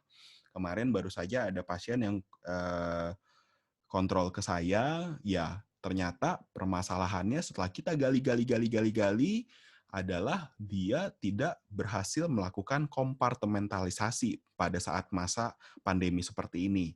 Waktu kita kerja di kantor, kita pergi pagi, pulang sore, pekerjaan kantor adalah pekerjaan kantor. Saat pulang, kita pulang ke rumah, kita bertemu keluarga. Nah, saat ini kalau kita tidak berhasil manajemen waktu dan pribadi dengan baik, kantor di rumah, rumah di kantor, semuanya kebalik-balik, kecampur-campur, jadi kita berada pada state of fight terus-terusan, ya, sehingga sistem simpatik kita akan mengalami permasalahan. Nah, sehingga yang seringkali saya sarankan adalah untuk melakukan mindfulness meditation, sehingga kita bisa benar-benar tahu dan sadar dan mengendalikan pikiran kita dengan baik. Oke, nah juga sebagai seorang penyintas autoimun, kita harus belajar terus. Itu yang terus-menerus kita gaungkan dan kita tekankan pada kawan-kawan ODA. Jangan sampai dibodohi oleh orang-orang yang menjual produk. Jangan dalam tanda kutip, ya, jangan percaya langsung dengan dokternya. Jangan percaya langsung juga dengan ucapan-ucapan teman lain, tapi belajar terus, belajar terus, belajar terus. Kenapa demikian? Karena pengetahuan tentang autoimun semakin lama semakin berkembang, terus berubah, terus mengalami perbaikan, dan kita juga harus terus belajar. Tapi yang terutama adalah kita belajar bagaimana autoimun kita itu mempengaruhi individu kita secara pribadi. Karena masing-masing individu dengan autoimun sangat berbeda. Genetiknya beda, orangnya beda, gaya hidupnya beda, tinggal tempatnya beda, pola makannya beda, sehingga tidak ada pola penanganan pasien autoimun yang serupa 100%. Walaupun diagnosis autoimunnya sama, ya, mungkin obat akan bisa sama. Mungkin rekomendasi diet secara umum bisa sama, tapi diet secara khususnya, pengaturan hidupnya, dan lain sebagainya tentunya masing-masing penyintas autoimun akan membutuhkan individualisasi yang berbeda-beda. Sehingga saya sangat menyarankan untuk para penyintas autoimun untuk bergabung dengan komunitas pembelajar. bisa terus belajar, bisa terus tahu, dan juga bisa terus open-minded ya untuk memperbaiki diri kita sendiri dan mudah-mudahan ke depannya juga bisa berperan serta untuk memperbaiki kesehatan sesama penyintas autoimun ya. Oke, jadi sebagai kesimpulan, bagaimana saya atau dokter menangani autoimun, karena autoimun permasalahannya banyak, mulai dari genetik, faktor lingkungan, faktor endogen, ya. Obat-obatan ini akan mengendalikan faktor genetik, ya. Tapi faktor lingkungan ini juga mempengaruhi. Ya, biasanya saya akan menggunakan obat-obatan seminimal mungkin. Tapi saya juga meng-encourage pasien untuk mengatasi stresnya, atur pola makan, hindari polusi, olahraga teratur, dan berani kotor. Selain itu, biasanya saya juga menyarankan bagaimana caranya untuk menurunkan berat badan. Biasanya salah satu yang paling efektif adalah dengan intermittent fasting dan juga menurunkan kalori. Suplementasi omega-3, vitamin D, pre dan probiotik, dan pada orang-orang yang mengalami leaky gut, ya karena nutrisi dari saluran cernanya itu tidak baik, seringkali kita juga rekomendasikan untuk mengkonsumsi bone broth yang sekali lagi rutin kita ajarkan dan bisa dilihat di resepnya di buklet Millennial Moms Bisa. Kita tidak menyarankan pembelian yang sudah jadi kecuali orang yang menjual itu kita sudah kenal ya. Karena sekali lagi akan ada personal tweak kebutuhan-kebutuhan sendiri ya. Jadi makanya penyintas autoimun harus bisa masak ya. Baik, sekian dari saya. Terima kasih atas kesempatannya. Saya kembalikan ke moderator.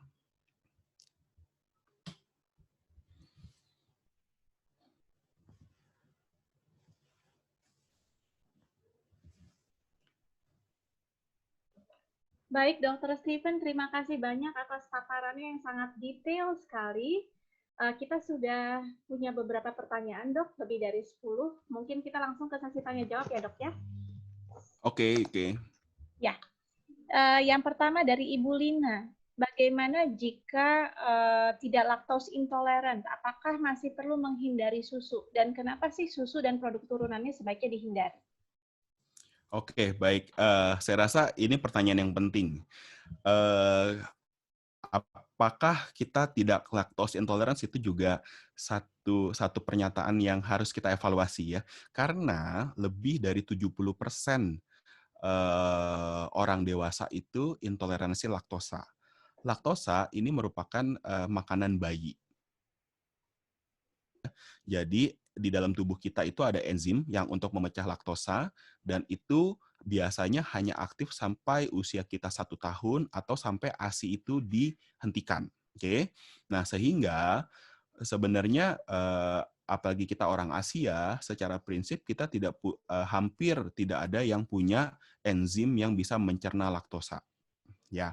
Nah, kalaupun kita bisa mencerna laktosa, yang permasalahannya sebenarnya kenapa kita sarankan sebisa mungkin dairy products yang fresh ya untuk dihindari itu adalah karena tubuh kita itu punya antibodi terhadap protein di susu sapi. Jadi protein di susu sapinya yang bermasalah, bukan laktosanya. Ya, protein di susu sapi itu bisa menyebabkan terjadinya inflamasi di saluran cerna. Sehingga kalaupun kita tidak punya masalah terhadap laktosnya, interaksi antara protein susu sapi dengan antibodi pada orang yang sensitif itu akan menyebabkan terjadinya masalah. Oke. Nah, kalau kita lihat kalaupun kita masih mau mengkonsumsi produk susu, sarannya adalah mengkonsumsi produk susu yang protein sapinya itu sudah dihilangkan, butter. Yang baik itu adalah ghee ya atau clarified butter di mana protein dari sapinya itu sudah dihilangkan. Oke, atau kita mengkonsumsi produk-produk susu yang sudah difermentasi ya. Seperti kefir, seperti yogurt. Yogurt ini juga harus hati-hati. tidak boleh yogurt yang dalam kemasan jadi tuh ya, karena biasanya akan banyak bahan-bahan kimia yang ditambahkan. Keju pun juga begitu. Kalau kita masih mau makan keju, saya tidak menyarankan, yang jelas keju proses itu sudah out of the question. Tapi keju yang dibuat secara fresh pun juga karena dia masih banyak protein sapinya itu akan menyebabkan masalah. Ya, nah sehingga kalaupun kita masih mau mengkonsumsi keju, kejunya juga harus keju yang sudah difermentasi tuh, yang sudah aged cheese gitu ya. Oke, saya rasa demikian ya. Baik dok, terima kasih. Yang selanjutnya dari Ibu Diandra Jayaputra di Jakarta. Selamat siang. Mau tanya, vaksin untuk autoimun disarankan atau tidak? Penggantinya pakai terapi ozon apakah boleh? Atau suntik vitamin C? Oke, ini kalau di zaman pandemi seperti ini mungkin dalam konteks COVID kali ya. Betul. Saya rasa ya, tapi saya coba jawab secara umum. Vaksinasi pada penyintas autoimun, kita benar-benar harus memilih. Karena ada beberapa vaksin yang mempunyai imunostimulan. Karena tujuannya adalah untuk membentuk antibodi yang cukup untuk melawan infeksi tersebut. Nah, masalahnya pada penyintas autoimun, di mana produksi antibodinya sudah sensitif, sudah tinggi, kita kasih vaksin lagi dengan adjuvan imunostimulan, tentunya akan menyebabkan autoimun itu bisa kambuh. Ya, sehingga kalau misalnya pada penyintas autoimun, kalau mau benar-benar harus berdiskusi dengan dokter yang merawat. Terutama saran saya adalah konsultasi ke konsultan alergi imunologi. Karena kita benar-benar harus memilih vaksin yang aman. Dan kalau saya pribadi pada penyintas autoimun, saya lebih memilih untuk membentengi keluarganya. Ya, jadi keluarganya yang divaksin. Ya, kalau misalnya seperti vaksinasi influenza, vaksinasi varicella, punya risiko untuk terkena infeksi. Tapi infeksi kita yang paling banyak justru adalah dari keluarga kita sendiri. Sehingga pada pasien-pasien penyintas autoimun saya, kalau misalnya mereka tidak bisa mendapatkan vaksin, mungkin karena ada imunosupresi, ada obat-obatan dan sebagainya, dan kondisi autoimunnya belum terkendali, yang saya sarankan yang divaksin adalah keluarganya. Ya, terapi ozon, saya rasa evidence-nya tidak banyak, buktinya tidak banyak ya. Terapi ozon yang banyak saya tahu adalah bermanfaat untuk pasien-pasien gangren diabetes ya. Sedangkan untuk masalah-masalah lain tidak bermanfaat. Suntik vitamin C dosis tinggi secara umum sebenarnya tidak berguna karena toh akan dibuang juga dari air kencing kita gitu ya. Vitamin C dosis kalaupun suplementasi 50-100 mg. Kalau kita sudah makan sehat, banyak sayur, banyak buah-buahan, dari makanan kita sudah tercukupi. Dan saya lebih suka yang begitu. Kenapa? Karena vitamin itu nggak bisa dia bekerja sendirian. Akan membutuhkan zat gizi lain, akan membutuhkan vitamin lain, akan membutuhkan serat dan lain sebagainya. Sehingga kalau misalnya kita cuma vitamin C saja kita suntik dosis tinggi, apalagi kan kalau suntik kan 1000 mg gitu ya. Yang terjadi adalah risiko batu ginjal dibandingkan manfaat terhadap sistem imun kita sendiri gitu. Oke. Saya rasa demikian. Barusan saya sempat terputus koneksinya, Dok. Jadi beberapa pertanyaan yang sudah disampaikan teman-teman ada yang hilang. Jadi saya akan mulai dari yang saya bisa baca dari Ibu Sri Utami di Blitar. Saya penderita autoimun jenis rheumatoid arthritis. Bagaimana untuk mengatasi rasa panas pada daerah betis yang rasanya cenut-cenut? Oke, nah itu dia tuh. Jadi kalau misalnya rheumatoid arthritis kan permasalahannya adalah sendinya kaku, ya kan? Nah, yoga akan sangat membantu, ya. Jadi Ya, kalau misalnya nggak bisa yoga, itu kita bisa melakukan stretching, ya, olahraga peregangan untuk meregangkan otot-otot daerah betis. Artritis ada permasalahan kekakuan sendi, seringkali postur tubuhnya menjadi tidak baik, ya. Yoga akan sangat membantu, ya. Tapi kalau misalnya memang ragu, membutuhkan evaluasi, biasanya kita lihat apakah butuh dilakukan fisioterapi atau tidak, ya. Karena permasalahannya biasanya adalah lebih ke arah kekakuan sendi dan ototnya. Tuh. Oke, baik dok, terima Iya. kasih. Ini ada pertanyaan dari Ibu Yuli, tapi sepertinya harus konsul karena menanyakan obat untuk GERD. Nah, ini Ya, pertanyaan kalau di konsultasi ya. kalau konsultasi medis sih saya rasa paling baik adalah ke dokter yang merawat, ya. Jadi kalau misalnya obat-obatan dan lain sebagainya, tentunya dokter yang merawat yang paling tahu riwayatnya seperti apa, tahu sensitivitasnya masing-masing seperti apa. Saya rasa sih begitu sih, ya, yang paling penting, ya. Iya. Ada beberapa juga teman yang menanyakan, Dokter Steven praktek di mana? Apakah menerima konsultasi telemedicine? Bisa itu nanti ini aja, kan ada akun Instagramnya temennya autoimun.id, namanya dokterimun.id. Dokterimun.id. Saya Ya. chat di ini ya, saya ketik di kolom chat ya. Ya, jadi nanti bisa dilihat di akun Instagram dokterimun.id, itu temennya autoimun.id itu Instagramnya. Jadi bisa dilihat di profil nanti kalau misalnya membutuhkan informasi atau boleh juga kalau ada pertanyaan DM saya secara langsung juga boleh untuk kita diskusi gitu ya. Tapi nggak bertanya medis ya. Di dokterimun.id ya dok ya. Baik. Yang selanjutnya dari Mbak Zafiera Meika. Dokter, apakah orang yang masih mengkonsumsi steroid, hidrokloroquine sudah pasti leaky gut katanya? Setelah remisi, apakah apakah leaky gut, intinya ciri-ciri leaky gut sudah sembuh bagaimana? Oke, sampai saat ini sebenarnya untuk diagnosis dari leaky gut itu masih sulit karena harusnya ada pemeriksaan untuk melihat apa istilahnya permeabilitas itu apa ya? Apakah ada kebocoran di saluran cerna itu ada pemeriksaan, tapi itu masih dalam bentuk penelitian riset ya, bahkan di luar negeri pun juga masih dalam bentuk riset. Nah, tapi pada dasarnya sebagian besar penyintas autoimun itu memang mempunyai permasalahan di permeabilitas saluran cernanya yang kita bilang dengan leaky gut.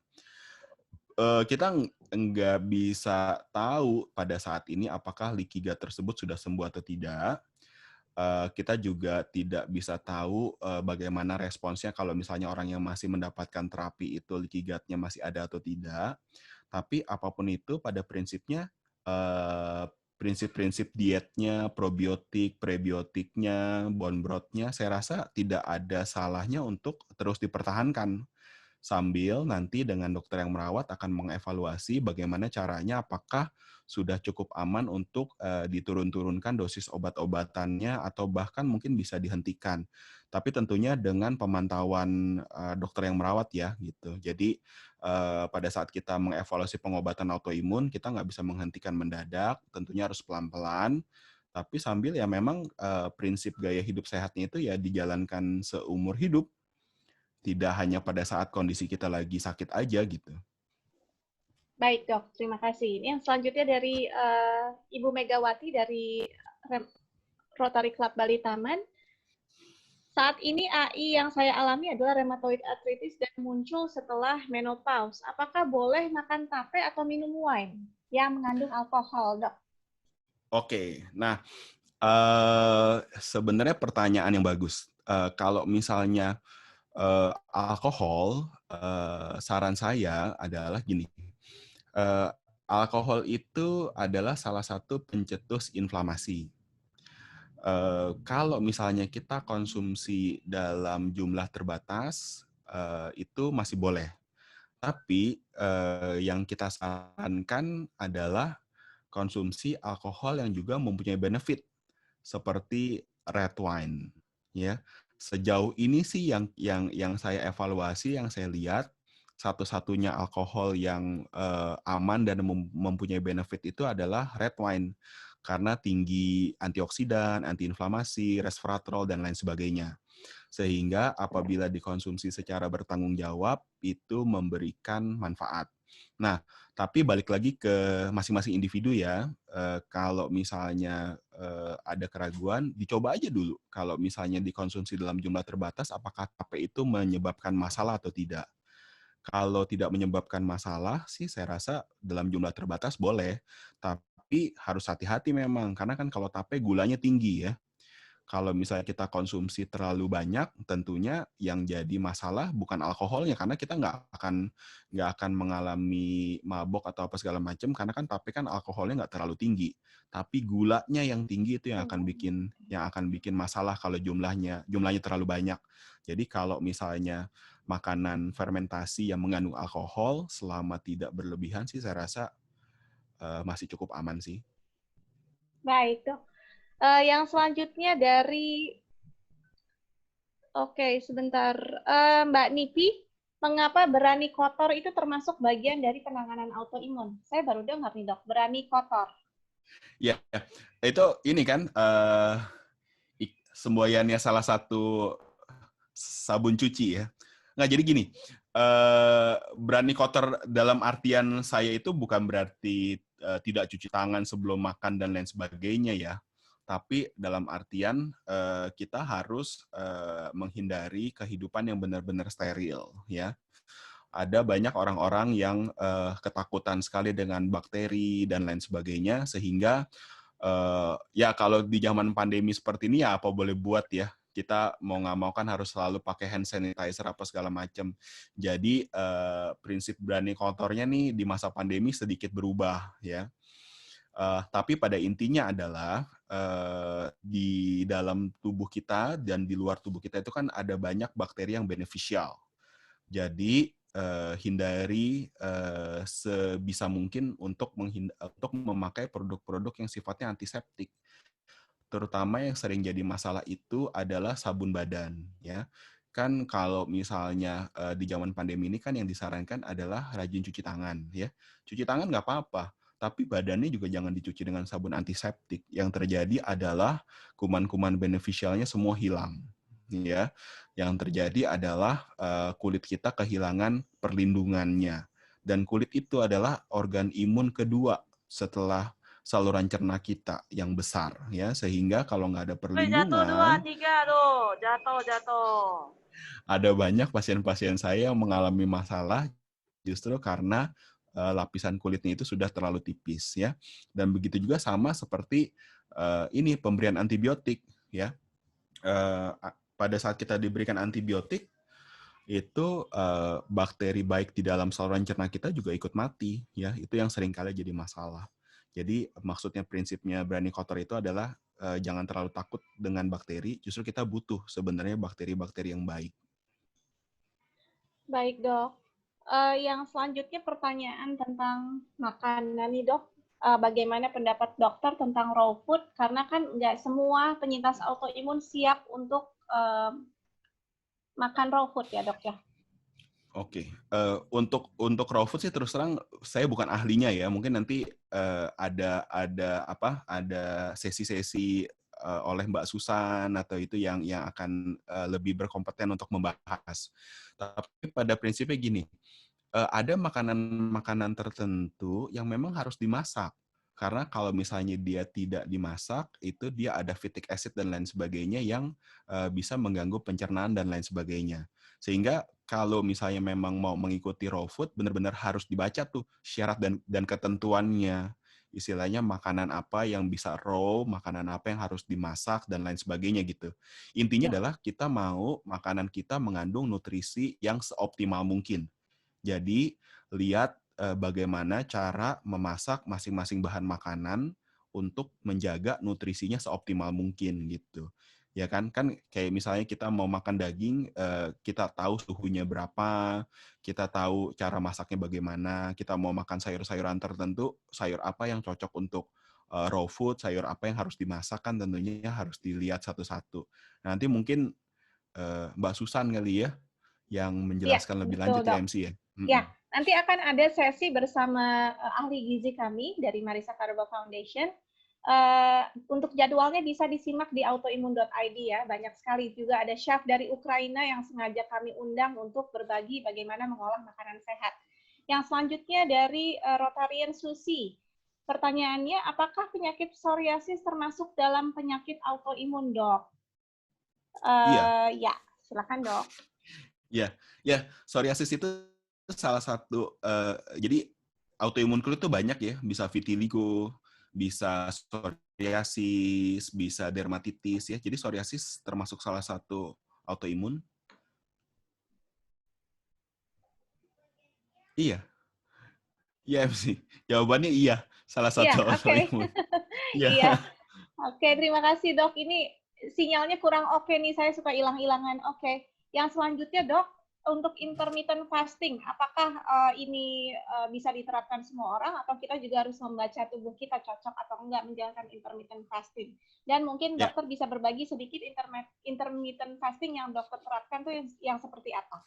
Oke, jadi prinsip intermittent fasting itu adalah kita memberikan waktu tubuh kita itu untuk tidak masuk kalori. Kalau misalnya zaman dulu kan udah banyak tuh yang memberikan nasihat nggak boleh makan setelah jam 7 malam, ya kan? Nggak boleh makan setelah jam 5 sore. Sebenarnya itu prinsipnya adalah intermittent fasting. Intermittent fasting itu adalah tubuh kita tidak masuk kalori. Itu untuk mengatasi kelebihan kalori yang dialami oleh tubuh manusia pada zaman modern ini. Ya, kalau kita lihat di zaman dahulu kala, terutama pada masa prasejarah, manusia itu tidak setiap hari makan. Manusia itu hanya makan pada saat mereka berhasil mendapatkan buruan. Ya, nah yang terjadi masalahnya sekarang adalah kita terus-menerus mendapatkan asupan kalori. Sedangkan tubuh untuk memetabolisme makanan itu membutuhkan enzim, membutuhkan proses metabolisme di dalam tubuh yang sifatnya terbatas. Ya, sehingga pada saat kalau kita kasih makanan terus yang terjadi adalah exhausted. Hormonnya, enzimnya dan lain sebagainya kehabisan lah dalam tanda kutip, ya.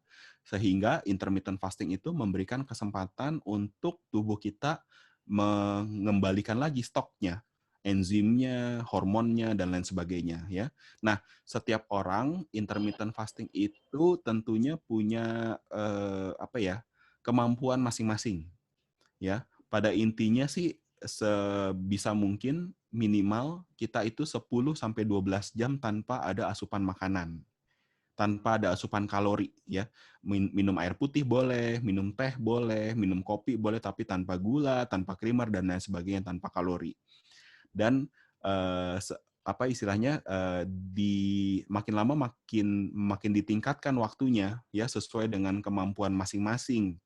Jadi kalau misalnya nggak bisa intermittent fasting yang sampai, kan ada yang tidak makan 20 jam, jendela makannya hanya 4 jam. Ada juga yang hanya makan sekali sehari, ya. Saya rasa salah satu prinsip yang juga cukup baik adalah seperti puasa Ramadan, ya. Jadi kita sahur pada saat pagi hari, gitu kan. Tapi kita masih boleh minum, ya. Jadi minum air putih saja, gitu, dan kemudian kita buka pada saat sore hari. Dan itu ada banyak pasien-pasien saya yang puasa Senin Kamis, itu juga mendapatkan banyak manfaat. Yang diabetes gula darahnya terkontrol, yang hipertensi tensinya turun, yang autoimun juga kondisi autoimunnya membaik ya. Tapi tentunya yang harus dihindari adalah jangan bukanya sama seperti pada saat bukanya dengan kolak pisang, dengan makan besar, yaitu jadinya membatalkan puasa dan membatalkan manfaat dari puasanya juga gitu. Jadi ya prinsip makannya tetap kalorinya jangan terlalu tinggi gitu. Saya rasa yang cukup gampang seperti puasa Ramadan juga baik itu. Okay. Ya masing-masing disesuaikan. Kalau saya pribadi, saya lebih cocok makan siang dan makan malam. Jadi saya tidak makan pagi. Jadi makan malam terakhir jam 8 malam, habis itu saya makan siang sekitar ya jam 12 nih. Gitu. Oke, Baik dok, ini juga ada beberapa pertanyaan mengenai diet, mana yang bagus antara paleo, autoimmune diet, keto diet, gluten free diet. Nanti kita akan ada bahasannya tersendiri mengenai diet bersama narasumber kita yang ahli gizi. Itu tanggalnya bisa dicek di autoimmune.id. Tapi secara umum dok, gambaran diet yang bagus untuk kita semua, khususnya penderita, bukan penderita. Saya menghindari kata penderita, tapi penyintas ya. Penyintas autoimun itu apa, dok? Yang tadi ya, berarti kan tinggi zat antiinflamasi, kemudian rendah zat antigen, gitu ya, rendah kalori gitu ya dok ya? Iya. Sebenarnya kan itu mereknya banyak tuh. Ada yang jualan paleo diet, ada yang jualan autoimun protokol, ada yang jualan ya segala macam lah. Tapi kalau misalnya kita ringkaskan prinsip dasarnya, yaitu rendah kalori, rendah antigen, tinggi antioksidan, dan pre dan probiotik gitu. Kita orang Indonesia ya harus bikin diet sendiri ya, seperti yang kita sudah buat di Romansa Rempah Indonesia toh. Mungkin saya rasa kita bisa bikin tuh, ya kan, Rempah Indonesia Diet, ya enggak? Iya, luar biasa. Jadi maksudnya kan kalau misalnya kita orang Indonesia disuruh cari virgin olive oil, disuruh cari salmon, ya kan, yang wild Atlantic salmon gitu kan, ya diet dengan bahan-bahan yang ada di Indonesia gitu. Jadi saya rasa itu berikutnya MC, kita bikin diet bukunya, ya? Untuk autoimun ala Indonesia gitu. Oke, baik, luar biasa nih, karena webinar ini dapat satu ide lagi. Thank you, Dr. Stephen. Lalu yang selanjutnya, dok, jika kita belum sadar bahwa kita autoimun, tapi sudah terlanjur divaksin, kira-kira akan ada muncul reaksi apa, dok? Itu bisa variasi ya, dok ya? Enggak. Kalau kita nggak ada genetiknya, kita nggak ada risikonya, vaksin aman. Jadi jangan takut vaksin ya. Vaksin itu salah satu protokol kesehatan yang paling berdampak. Seperti tadi sudah dijelaskan oleh Ibu Febri mengenai keberhasilan Rotary dalam membasmi polio ya. Kalau nggak salah tahun ini dinyatakan Afrika sudah bebas dari polio yang wild type. Oke. Nah, jadi jangan takut vaksin karena vaksin itu aman. Nah, tapi memang pada beberapa individu punya autoimun sehingga tidak boleh divaksin. Jadi jangan dibalik. Ya, jangan takut vaksin menyebabkan autoimun, enggak ya. Tapi pada orang dengan autoimun, vaksin harus hati-hati karena memang sistem imunnya sudah mengalami hipersensitivitas. Ya, ini juga ada pertanyaan dari Ibu Egi yang merupakan Odais-Sjogren syndrome. Apakah boleh vaksin serviks? Ya, tentunya harus dengan pengawasan dokter yang merawat ya. Kalau dokter yang merawat mengatakan aman, berarti boleh gitu ya. Kalau vaksin serviks, saya bisa bilang jangan. Oke. Kalau vaksin serviks, orang dengan autoimun jangan, karena itu adalah vaksin yang dengan adjuvan stimulan sangat tinggi. Jadi akan kambuh. Kalau vaksin serviks jangan. Oke, baik dok. Ini juga banyak pertanyaan seputar bagaimana menegakkan alur pemeriksaan untuk menegakkan diagnosa autoimun, di antaranya psoriasis dan lain-lain. Selain tes darah, apalagi dok yang harus dilakukan? Kalau psoriasis sih pada dasarnya dari pemeriksaan fisik aja cukup. Karena orang dengan psoriasis kita langsung kelihatan. Jadi kecuali ada keraguan baru kita biopsi atau kita periksa darah. Tapi pada dasarnya kalau psoriasis dengan pemeriksaan fisik aja cukup.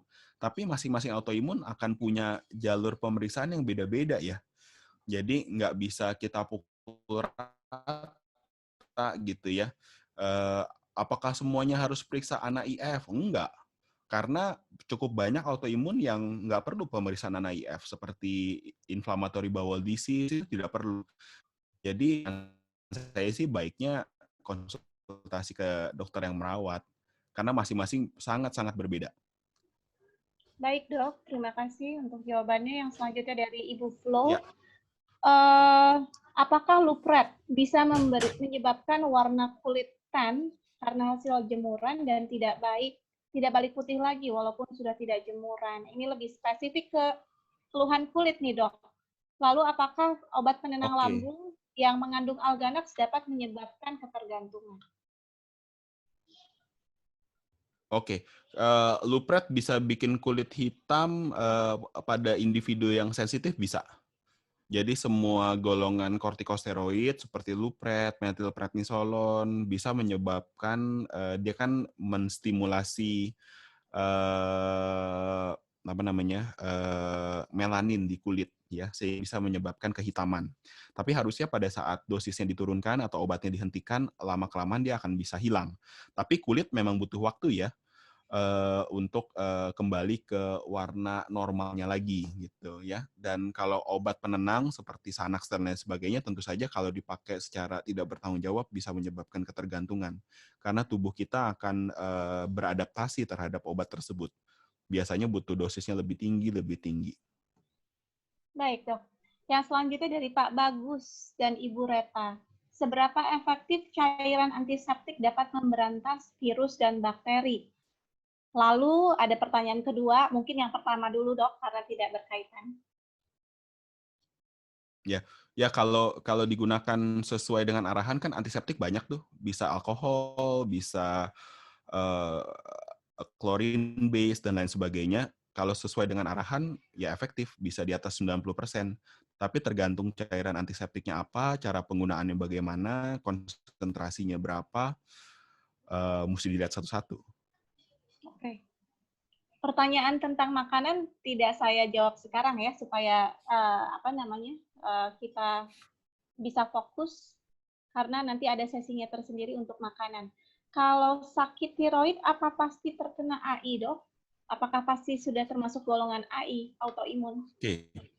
Oke, kalau kondisi tiroid kan bisa macam-macam ya, bisa hipertiroid, bisa hipotiroid, bisa ada benjolan yang kita bilang dengan struma ya. Penyebabnya macam-macam, bisa kekurangan yodium bisa autoimunitas bisa infeksi bisa karena masalah hormonal bisa ya. Jadi masing-masing individu memang evaluasi.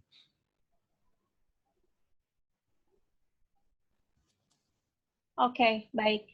Yang selanjutnya, apakah betul penyintas autoimun tidak boleh diberi antibiotik, dok? Sebenarnya bukan hanya penderita autoimun, pemberian antibiotik harus sesuai indikasi. Tidak boleh sembarangan diberikan, tapi juga tidak boleh terlambat diberikan. Jadi mau pada penderita autoimun ataupun bukan, pemberian antibiotik sesuai indikasi, tepat gunanya, tepat dosisnya, tepat waktunya. Jadi sebisa mungkin benar-benar harus yakin bahwa saat itu antibiotik dibutuhkan. Tapi kalau memang dibutuhkan, ya harus masuk, jangan ditunda-tunda gitu intinya. Oke, baik. Ini kaitannya dengan vaksin serviks yang tadi dokter bilang sebaiknya tidak dengan tegas ya, vaksin serviks tidak untuk autoimun. Bagaimana kalau sudah yang terlanjur? Dengan autoimun ya? Iya, bagaimana ya, jika sudah terlanjur? Kalau sudah terlanjur, ya kan nggak bisa ditarik lagi. Tapi kalau tidak ada autoimun, saran saya vaksin serviks dilakukan. Karena kanker serviks tetap merupakan salah satu kanker yang paling sering diderita oleh perempuan. Dan merupakan salah satu penyebab kematian yang cukup besar juga. Ya, sehingga kalau tidak ada autoimun, sekali lagi kalau tidak ada autoimun, diberikan vaksin. Tapi kalau sudah ada autoimun, saran saya tidak diberikan.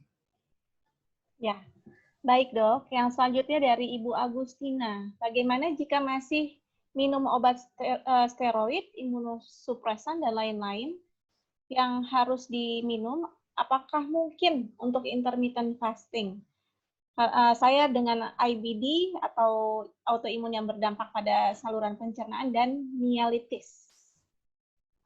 Oke, masing-masing individual ya. Individual. Intermittent fasting pada dasarnya sih sesuai dengan kemampuan masing-masing dan tidak terkait dengan pengobatan. Tapi paling tidak kalau masih belum fit, ya prinsipnya makan terakhir jam 7 malam, makan lagi pada saat sarapan pagi jam 7 pagi, itu saja sudah termasuk intermittent fasting. Yang penting asal jangan pas bangun malam jam 10 terus rasa lapar makan biskuit, ya itu nggak jadi, batal gitu. Tapi asal kita makan terakhir jam 7 malam, kemudian sarapan lagi jam 7 pagi aja, itu sudah 12 jam fasting kan? Itu saja sudah bermanfaat. Jadi ya maksudnya nggak usah sampai yang bisa sampai 20 jam tidak makan atau sehari hanya makan sekali. Kalau tidak bisa ya jangan. Ya tetap makan seperti biasa gitu. Tapi usahakan sehabis makan malam, sebelum makan pagi tidak ada makanan atau kalori yang masuk gitu. Baik, Dok. Nah, ini masih ada yang bingung nih rupanya keterkaitan vaksin dengan autoimun. Masih berpikir bahwa setelah divaksin kan vaksin hepatitis 3 kali yang pada saat itu sakit parah, apakah mungkin autoimun saya menyebar ke yang lain karena vaksin tersebut? Kalau vaksin hepatitis sih harusnya enggak. Karena vaksin hepatitis dia nggak pakai adjuvan ataupun stimulan. Baik, Dok. Jadi memang ya. benar-benar harus dilihat satu-satu. Okay. Harus dilihat satu-satu. Ya. Dari Ibu Suai, saya penyintas AI, bagaimana saya bisa tahu apakah anak-anak saya terkena autoimun atau tidak? Adakah tes yang bisa dilakukan? Oke. Mungkin di masa depan akan ada. Kita bisa menggunakan yang namanya genome-wide sequencing. Jadi masing-masing orang kita tahu benar pasti variasi gennya seperti apa. Tapi sampai saat ini masih dalam istilahnya apa ya, dalam ranah penelitian lah, belum dalam aplikasi praktis. Walaupun beberapa vendor sudah mengatakan bisa melakukan evaluasi gen seperti 21andMe dan lain sebagainya. Tapi itu masih kalau menurut kami sih masih belum aplikasi praktis ya. Tapi apapun itu LDHS ya diterapkan pada kalau ada satu individu dengan autoimun, anggota keluarga yang lain punya risiko. Tapi punya risiko bukan berarti vonis. Tapi apakah kita menunggu sampai muncul gejalanya? Kan tentunya tidak. Ya. Jadi prinsip LDHS ini sebenarnya saya senang kenapa? Karena bisa diterapkan pada berbagai macam kondisi, usia, jenis kelamin, posisi hidup gitu ya. Jadi belajar bagaimana caranya menerapkan yang paling sesuai untuk kita gitu. Bukan konsep yang sifatnya kaku, tapi konsep yang sifatnya fleksibel, yang bisa diterapkan pada berbagai macam individu gitu ya, pada berbagai macam kondisi. Ya, baik Dok. Yang selanjutnya pertanyaan mengenai apa perbedaan antara rheumatoid arthritis dengan osteoartritis. Kalau rheumatoid arthritis imun, kalau osteoartritis karena proses penggunaan berlebihan. Jadi pengapuran di sendi. Biasanya karena usia ya, di atas usia 50 tahun biasanya banyak. Oke. Baik. Nah, ini pertanyaan tentang vaksin lagi. Bagaimana dengan vaksin corona? Vaksin coronanya padahal belum ada ya, Dok ya? Belum tahu. Jadi kita belum tahu. Masing-masing sekarang kan ada 9 vaksin yang sudah diuji klinis tahap 3. Masing-masing mekanismenya beda-beda, masing-masing komposisinya beda-beda. Kita tunggu, belum tahu. saya nggak bisa bilang sampai kita sudah banyak data cukup gitu ya. Mungkin kita adakan lagi Januari 2021. Itu paling awal sih saya rasa yang mungkin kita bisa dapat bulan. Ya, baik dok. Yang selanjutnya, dok, kenapa saya autoimun? Padahal di keluarga saya nggak ada yang autoimun. Tadi dokter sampaikan bahwa ada faktor genetik juga. Ya, jadi gen itu, faktor genetik itu bukan dalam tanda kutip bukan keturunan, tapi adalah gen di dalam tubuh kita. Masing-masing orang gennya itu beda-beda ya. Tapi ada juga orang keluarga-keluarga tertentu dengan komposisi gen yang mirip-mirip gitu. Jadi gen itu cetak birunya kita masing-masing kita harus selalu ada keluarga kita yang punya autoimun. Tapi kalau ada satu orang dengan autoimun, keluarga-keluarga yang lain risikonya lebih besar ini autoimun gitu. Tapi ya mungkin juga enggak. Tapi yang pasti kemungkinannya lebih tinggi dibandingkan orang-orang yang keluarganya sama sekali nggak ada autoimun gitu. Baik dok.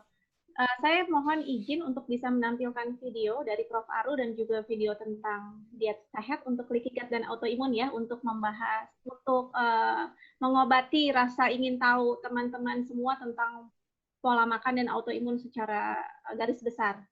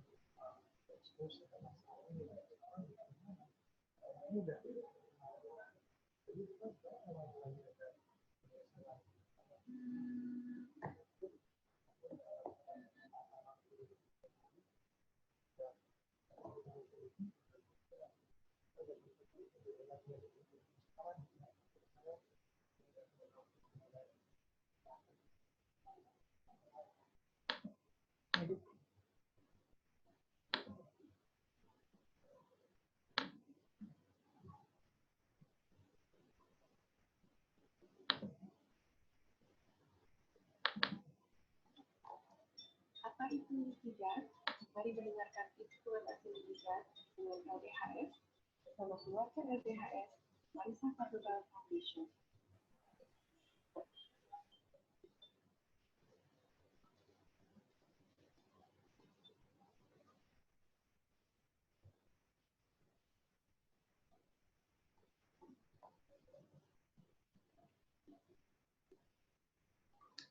Istilah leaky gut jenis lebih sering kita dengar.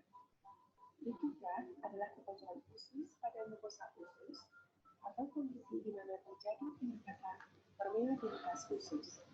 Akibatnya, berbagai racun kimia, partikel makanan yang dimiliki zona sempurna, tubuh dan lain, kemudian masuk ke pembuluh darah melalui kebocoran di jembatan dan mukosa yang seharusnya dapat dan tidak berkondisi.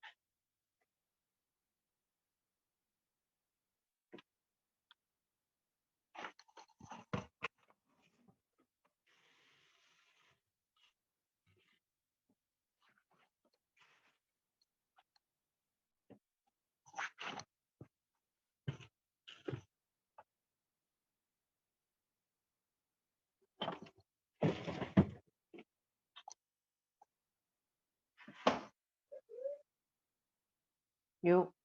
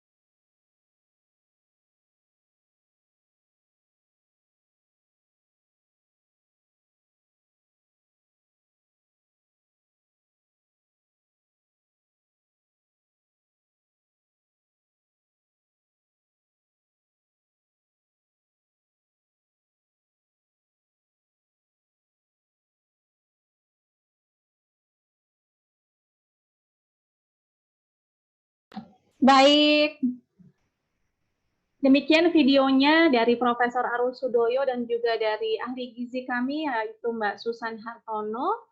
Mudah-mudahan bisa menjawab sekilas ya mengenai keraguan-raguan teman-teman, keingintahuan teman-teman mengenai pola makan atau pola hidup sehat. Oke, ini kita sudah sampai di penghujung acara nih. Teman-teman, saya nanti akan mengundang teman-teman untuk mengaktifkan fungsi videonya, tapi sebelum itu mari kita dengarkan closing statement dari narasumber kita dan juga dari IPDG Febri Hapsari. Silakan Dr. Stephen dulu. Oke, ya. Nanti mungkin bisa dibantu, ada beberapa pertanyaan yang belum terjawab. Minta tolong di-forward ke saya aja, nanti saya akan coba bantu jawab satu-satu supaya bisa diposting di Instagram gitu ya. Baik. Sebagai penutup dari saya intinya adalah kalau kita punya kondisi autoimun, pada saat kita melakukan penata laksanaan memang harus secara holistik. Salah satunya adalah dengan menggunakan prinsip 5 dasar hidup sehat, kita bisa menerapkan penanganan yang holistik untuk mencapai remisi pada kondisi autoimun. Itu aja. Terima kasih Dr. Stephen. IPDG Febri, silahkan. Iya, terima kasih Mbak Marisa. Dr. Stephen luar biasa ya, sangat telaten bahkan menawarkan yang belum terjawab pertanyaannya akan dijawab beliau. Ini sangat telaten. Jadi kalau dokternya kayak gini nih pasti semua orang langsung sehat aja, udah rasanya ayem, tentrem, dan saya sangat terkesan dengan yang disampaikan dari penelitian dari Harvard tadi yang disampaikan Dr. Stephen. Kebahagiaan, kepuasan hidup, dan hubungan baik terhadap sesama. Ini adalah penentu kesehatan, baik di usia 50 atau di usia 80 tahun dan segala usia menurut saya. Maka mari kita tingkatkan hubungan baik dengan sesama, saling memberi, saling berbagi seperti ikhlasnya dan besar hatinya Dr. Stephen, Mbak Marisa, dan teman-teman ini luar biasa, karena saya lihat form chat-nya juga luar biasa banyak, sangat bermanfaat. Terima kasih Dr. Stephen atas nama Rotary untuk kesediaan berbagi yang sangat detail seperti ini, dan Mbak Marisa luar biasa. Mari terus berkolaborasi dengan Rotary, mungkin ada banyak kegiatan atau banyak aktivitas yang bisa kita lakukan bersama, supaya tidak hanya untuk penyintas autoimun, tapi untuk seluruh insan Indonesia untuk semakin meningkatkan kualitas hidup dan kesehatannya. Terima kasih sekali lagi, dan semoga hari ini bermanfaat dan memberikan wawasan yang luas kepada kita semua, bahwa meningkatkan kualitas hidup dengan mulai melakukan kualitas hidup sehat, pola hidup, gaya hidup, memilih makanan yang sehat, dan cara kita menyikapi hidup adalah hal yang penting. Terima kasih, salam dari Kota Solo, dan sukses sehat selalu untuk kita semua. Amin, amin, amin. Terima kasih banyak IPDG Febri. dan juga Presiden Sukasini serta seluruh fellow Rotarian yang sudah bergabung dan juga pastinya sahabat-sahabat autoimun di Marisa Karoba Foundation. Mari kita ucapkan terima kasih kepada narasumber kita hari ini dan juga seluruh kolaborator dari Rotary Club. Mari kita doakan agar mereka semua senantiasa dikaruniai keberlimpahan dan keberkahan serta kesempatan untuk berbagi lagi dengan kita. Terima kasih juga kepada para pendukung dan juga peserta yang sudah giat belajar bersama. Semoga silaturahmi kita dapat terus berlanjut di webinar-webinar selanjutnya. Silakan diaktifkan fungsi video dan mikrofonnya. Saya akan mengambil sekitar 2 kali gambar ya, 3 kali gambar. Tolong teman-teman semua ucapkan happy gitu ya. Oke. 1, 2, 1, 2, 3, happy. Happy. Happy. Sekali lagi. 1, 2, 3, happy. Happy. Happy. Yang terakhir 1, 2, 3, happy. Baik, terima kasih teman-teman semua. Saya Marisa Kardoba izin undur diri bersama IPDG Febri Hapsari di Fokusumo. Wabillahi taufiq wal hidayah. Wassalamualaikum warahmatullahi wabarakatuh. Selamat siang semuanya. Salam sejahtera bagi kita semua. Om Santi Santi Santi Om. Background Tokyo. Terima Ya, kasih. kelihatan. Terima kasih semuanya. Terima kasih. Terima kasih. Virtual background.